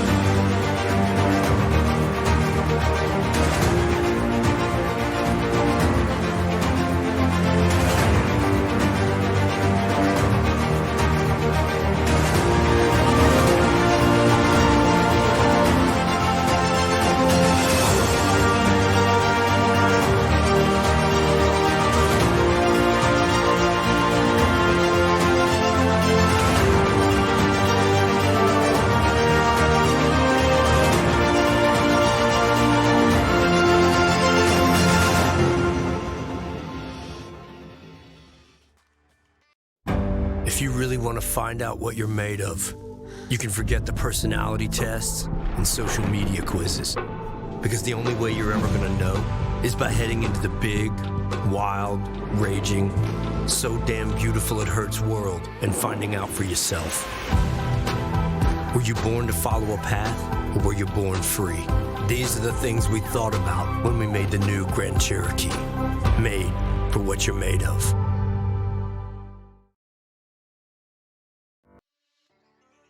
We are back, and this halftime report is brought to you by Big St. Charles Motorsports. We're letting you guys know that NEPA is going Web3 and will be issuing NFTs as a way to reward the community, and anyone who claims one of these NFTs will be eligible for future raffles and giveaways that we will be conducting throughout the year. They are free to claim, and all you have to do is fill out the claim form that can be found at www.nepavrpro.com/NFT. We've got some fun stuff planned, so you guys don't want to miss out. And our lucky POAP holder tonight, who is receiving a $50 gift card to the Nepa merch store is Danny Squiggly Line. I don't know what that thing's called still. No one corrected me, so I'm going to keep going with it. But we also want to shout out, we had 3 of our players who play here in Nepa, but also play in a ton of other leagues. They're well-known players. They had an opportunity. A connection was made through another player in Echo Arena. Their name was Hasco, and they gave us this great opportunity for some of our players to talk about Echo Arena and just shed light on the sport with Red Bull Gaming. It was absolutely incredible. So head over to YouTube. You definitely want to watch that. See Jay Walker, Venom, and Rox Titan, who, I mean, the interview was so awesome to watch. And the Red Bull Gaming player, his name is Grand Pooh Bear, had an opportunity to play Echo Arena for the first time. And if you've never introduced someone to Echo, I am telling you, it is one of the funnest things to do, and you get to watch it live there on that YouTube. So definitely go check it out. But I'm going to stop rambling on here and pass it over to Brutus. Brutus, what do we got going into this third quarter? We've got a massive comeback. I don't know. Yeah, it was a fairly one-sided affair here in the first half. We're getting words that maybe the server could be an issue, not to make excuses for anybody, but it's been a one-sided match. And Queen, you know my heart is in this game. I can't believe you threw it to me. I'm sorry, Brutus. It's instinct to throw it to analysts, sir. No shots intended. Dimwee, what are you seeing that is going on in the arena from your perspective? Yeah, this is not a game that's down to strategy right now. So there's really not a whole lot to break down. That's games like these are difficult to really, because it's there is that. This late in the season, we've talked all season about how the New Orleans Orions are the kind of team that can rely on their individual skills. Like, they can just go out there with a general game plan and beat most teams most days. And this Austin Burners team is the kind of team that's got to set up on it. They plan. This is a team that plans. They know what they're doing when they go in. And we have 2 major roster changes. One major roster change and a substitute at the same time. That's going to throw a major kink in the works there, and unfortunately, there may also be some technical issues involved. So it's a lot of things working against the Afterburners in this one, and it includes the skill of the New Orleans Orions, and so that's kind of it's hard to judge. Is it their strategy falling apart? Probably not. Their strategy might otherwise be fine if they had an entire season behind them. As a four-man roster, four-player roster, that is. So yeah, we did see them. We did see some life out of them in that second round. That second quarter. Chrome, Nah, and Burnsy all getting some goals there, but of course it was nowhere near enough. As the Orions almost hitting that 40-point mark. By the end of that first half, as we start the second here, Rav with a headbutt. Austin Burners with a headbutt. Will be Moonface with that recovery there. Also, Juicefer did correct me earlier. Apparently, Cyclones have played a game where they hit 40 before the half. So, thank you for that, Juicefer. As Ryan centers it up, it will be a long shot, but just high and wide of the goal. As Nah will get that one recovered on the far side for the Burners. Sending this one out through that near side tube, all the way down and in. To the blue bubble here. We got some players in the area. They're going to scrum for it. It said no. It will be Ryruff. Sending it out as Nah there at the mid. We'll turn that one right around. In the hands of Chrome. Chrome going back to Nah. As Nah will now look for a send in here. We're almost a minute off the clock here, Brutus. And, it's almost a slower scoring rate as a nice read there by that goalie sends it out. Yeah, and you bring up a good point there, Dim. We were talking about overtime because we're getting towards the latter quarter of the season here with just 3 games left to play. Remember, these teams met in week 3. The Austin Burners actually defeated the Orions 49-23, so not a particularly close game, going handedly in the Burners direction, but that's kind of the level of play that you expect to see in NEPA. Is any one of these teams can strike against another, and having a new roster, trying to make adjustments, or having players play new positions, any little thing like that when you're playing at this level of competition can be absolutely huge. And we're seeing that here tonight as the Orions have been absolutely dominant. Dominant indeed. We have 6 minutes to go here. I'm not allowed to say that anymore, sir. Moonface across the near side. Actually, no one ever. Anyways, nah. Back to Burnsy. Uh-oh. Why does your mic sound like that? Nah, back across. Moonface will reset. Nice disc moving here from the Burners. Look at this. Look at this. Oh, shot off the post. Not able to get the recovery under the goal, but we'll be recollecting it, not sitting up in the hands of Moonface. Moonface shot. Draco Mako handles that one easily. Burnsy with the recovery. We'll send it. That was a pass to Nah. Ooh, ducked, stood, and then a slap there from Chrome. Not able to connect on it. Whole bunch of opportunities there for the Austin Burners. They were not able to capitalize on any of them. As overshooting there was Draco Mako. Ultimately, Moonface with the recovery. Moonface will send this one out. Takes a bounce there. And then they said, oh, nah. Look at the open goal. Another one off the post. Yikes. At this point, yeah, when you're fighting the clock because of a deficit like this, you just can't afford those misses. They've had multiple opportunities now, not able to capitalize. There it is. Does get that one to go for 2 after missing the 3, so they do get some points on the board. They were aggressive in that offensive set. They were able to maintain possession on the blue side. 2 points on the board, but at 1 minute and 17 seconds, just took too long to get that one in if they're going to have any chance of crawling into this 30-point deficit. So just under 5 minutes to go here in the third. Draco Mako up to Ryruff. 2v1 against the goalie here. Ryruff and Al. Ryruff bringing it. Gets it for the 2. They're back up by 32. Just like that. Just like that. So after 1 minute and 17 seconds for the previous goal, just 10 seconds on that one, the Orions able to put 2 more points back on the board and have a quick answer there. Still 4.5 minutes to go here in the third. The Burners have come out a little bit more aggressively here. They have found a little bit more possession on the blue side of the arena. Let's see if they can start to turn that into consistent points. And I'll go back to Burnsy here. Burnsy on the back line. 4 minutes to go in the third. And Burnsy to Chrome. Chrome back to Burnsy. Yeah, they do that a lot. I've noticed they really want Chrome to get those 1v2s against those stacks. As Draco, long shot there off of an interception. Brian will get it recovered off of that. Oh, defense was not able to get back at all. Great lead there from Draco Mako. Ryan will hit a 3. They're up by 35. Yeah, it took a little bit of time there. Ryan needed to find get momentum back towards the goal, but even in that amount of time, the Burners could not get the defensive stack together and ends up paying for the 3-pointer there. They're now down by 35. And Burnsy up there, Chrome going back to Burnsy against you. They're trying to get that stack to fight with Chrome. And Chrome stunned out twice in a row. That stack will ultimately get that disc there. Al moving in with Ryan. Al up to Ryan. Ryan.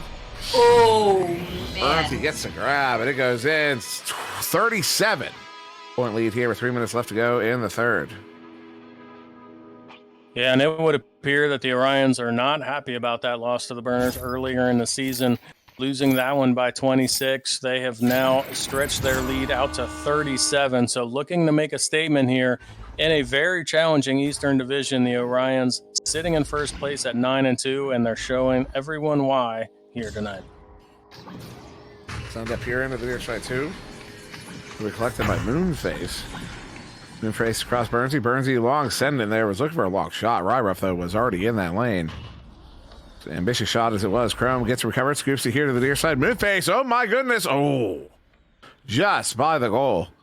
As that one bounces to the far side. Ryruff with the recovery there. Just over 2 minutes to go here in the third. Ryruff across here. Draco Mako. They have a stack moving out that is uncontested right now. Chrome. Big grab. Sends it out. Ryruff recovers. They've got some numbers right now. If they press quick enough, Ryruff to Al. Al move it in. Hits the hook. 39-point lead. Timeout.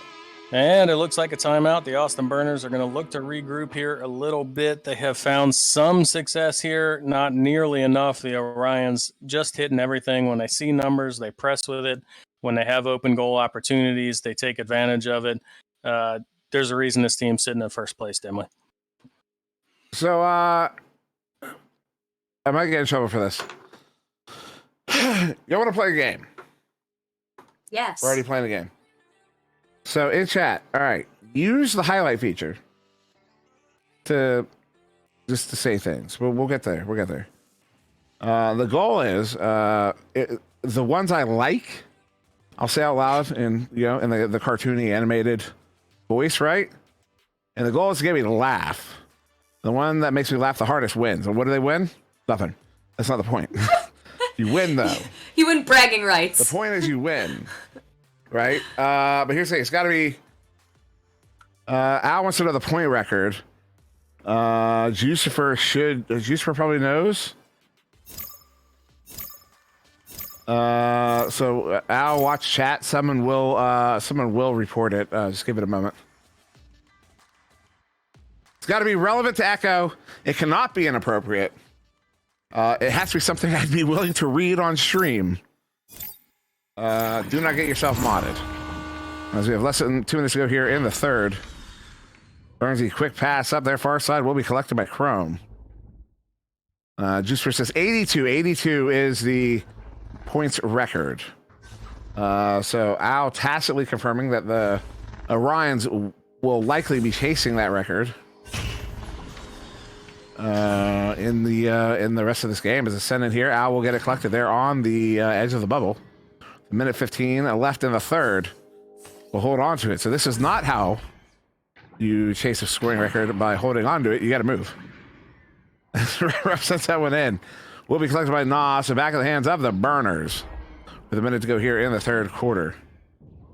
And Ivan in chat says, give Draco Mako a contract. We'll see. Rye Ruff. Got the goal letter Draco Mako. Excuse me, then Draco Mako. That's a 41-point lead.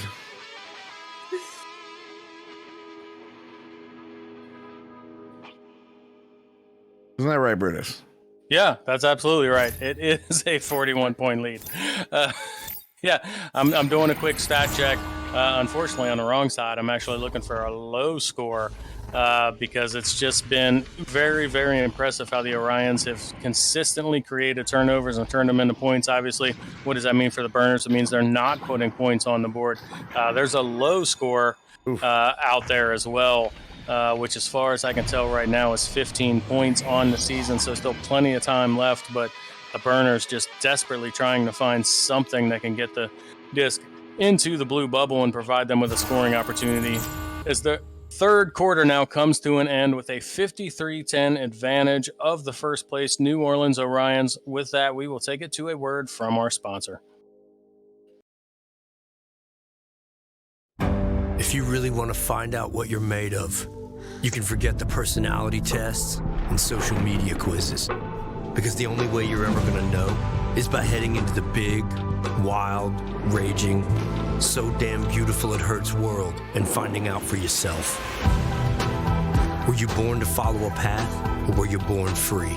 These are the things we thought about when we made the new Grand Cherokee. Made for what you're made of.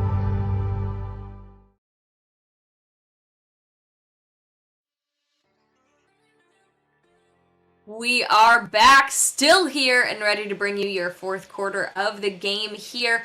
We are still looking at something going on here in the arena. New Orleans Orions coming out here dominating in the arena at this point in time. Austin Burners, as we mentioned before, definitely struggling a bit here to get some points on the board, having one of their main rostered players out tonight, losing another one. So just starting to roster Dimwee is pointing, and I don't know, I have something to say. Won't. 43-point lead. I just did the math. 43-point lead. There's a minimum of 15 goals required for the Austin Burners to come back. It means the point of no return is 4 minutes and 40 seconds, which means they have, did I do the math right? Yeah, I did the math right. 3 minutes and 20 seconds. To score 14 goals, which means they have to average 14 seconds a goal, and not all but one of them have to be threes in order to come back in this game. No pressure. No pressure. Those expectations are. Ow! Shoots that one wide. We're already 30 seconds off the clock, so that's 2 goals that we didn't get there. Ryan will get another one. 45-point lead here in the fourth. And shout out to Muted Monster, who gave me a cheat sheet that allows me to try and keep up with all your fancy math. That now pushes it out to a minute point of no return. Ooh. Yeah, I need to have that cheat sheet up now. Yeah, I pinned it for you. 5-minute point of no return. So, hypothetically, if there are no more goals here in the next 2 minutes, the New Orleans will have it mathematically locked in. As stunned down at the edge of the bubble there. Ryan sends it away. Make a long shot. Hits it for the 3. Make it 5 minutes and 20 seconds.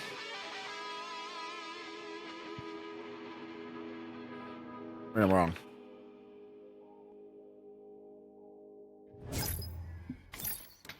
All alone again. All alone. Oh, great. Maybe a drum solo, dimly. There it is. Did you hear? Did that come through? It came through. Yeah, there Cool. it is. But I'm excuse me, Ryan. It's a reliable Ryan Rhino, for anyone who cares. Ow. Whoop. Look at Drake Nomeko. Ow will get it back here. Tries to do some jukes. Moonface angrily stones him out. Ryruff will do some jukes of his own. Pass here, Draco Mako. Stuffed there by Moonface. As Moonface gets someone sent out. And this one down the floor. Moonface recovers it again.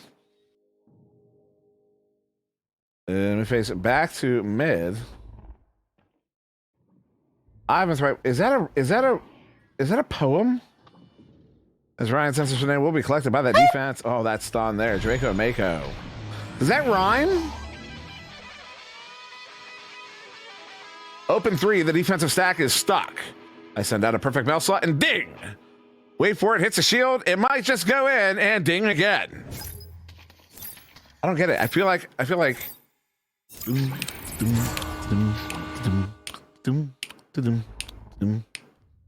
I open a 3. The defensive stack is stuck. You know what I mean? I don't know, Yeah. spoken word. Yeah. Rap, whatever. Yeah. Out of the far side. You know what, DeFocus? I know you've been to a club like that, okay? Back off. What? No. Spoken word poetry. Ryruff out. Al with it. Doing the jukes. Burnsy gets a grab. Not enough. 52 points.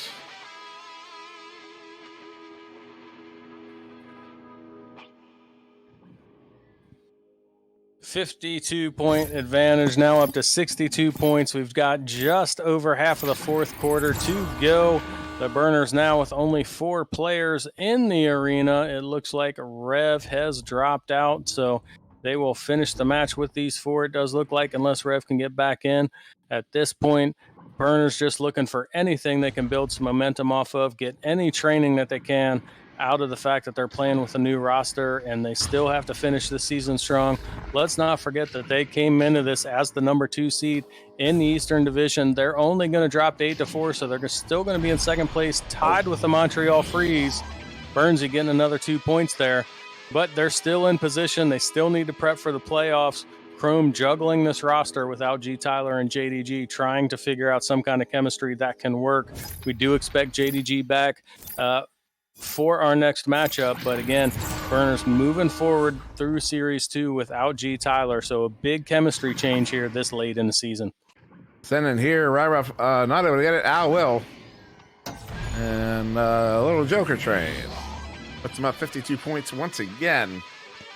Close in on the final 3 minutes. Why is Ivan the only one participating, though? That's my question. This was supposed to be fun. This is supposed to be fun, y'all. Yeah, I said y'all. Said it. Burnsy will send it up there, far side. Going back to Burnsy. Who's missing here on the Burners? We had Rev earlier. Oh, Rev that's is right. out. Rav was our 5th. Yeah, okay. This one will be collected by Chrome. Turning it back around. Looking for Na here on the near side. Na does get it. Has to contend there with, was that Ryan?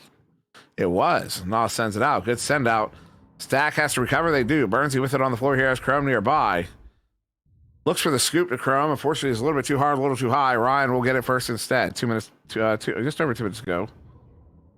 Here in the fourth, sent out there far side. Caught in that trap. Al collects it. Loses it 2 ahead there. That was Nah. Then Ryan back across here. Al on the near side.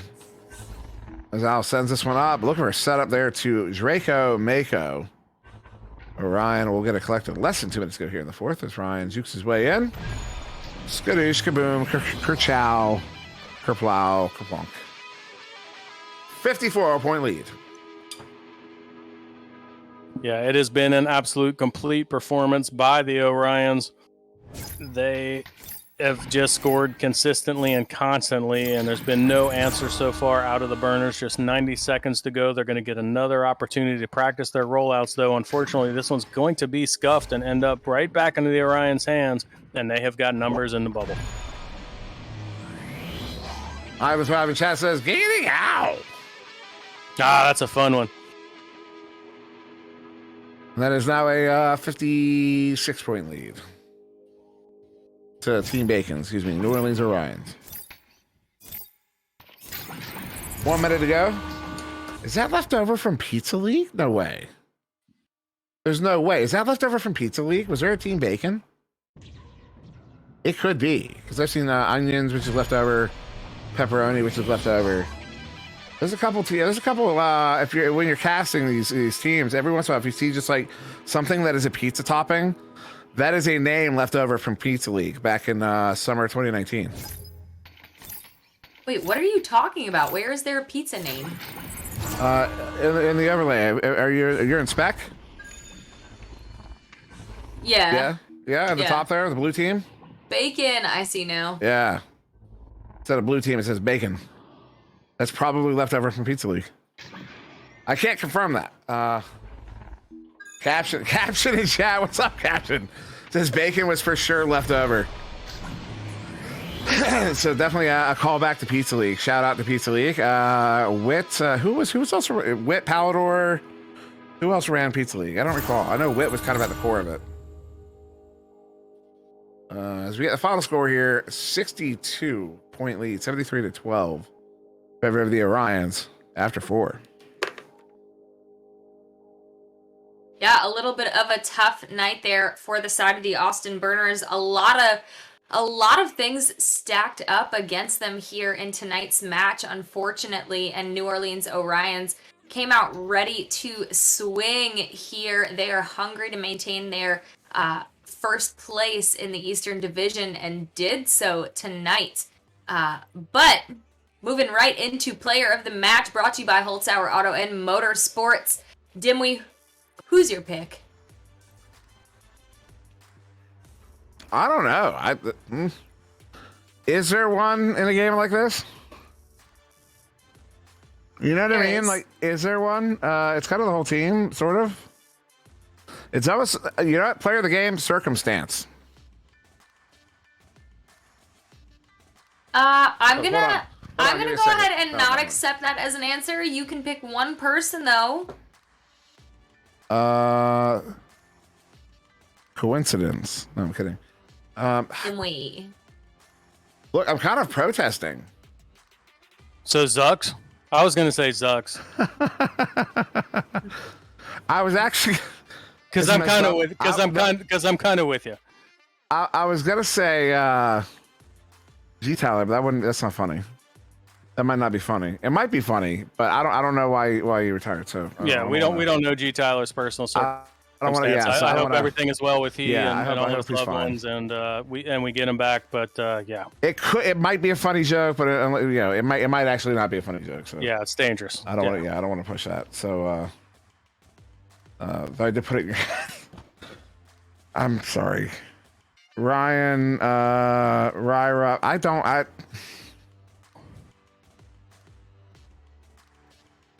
I really don't have one. I really don't have one today. I really don't.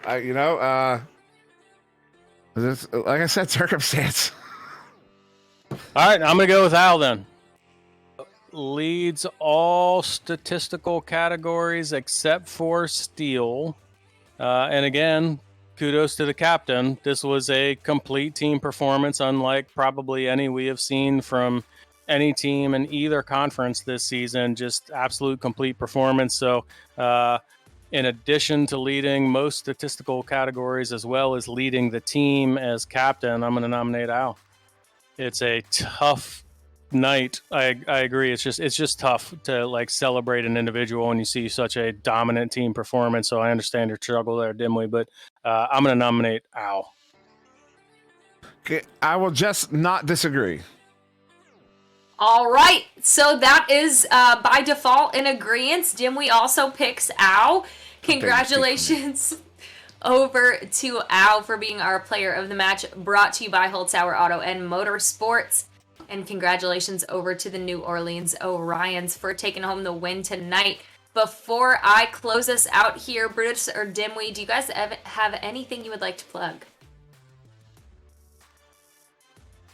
Follow me on TikTok. Follow Dimwee on TikTok. You're welcome.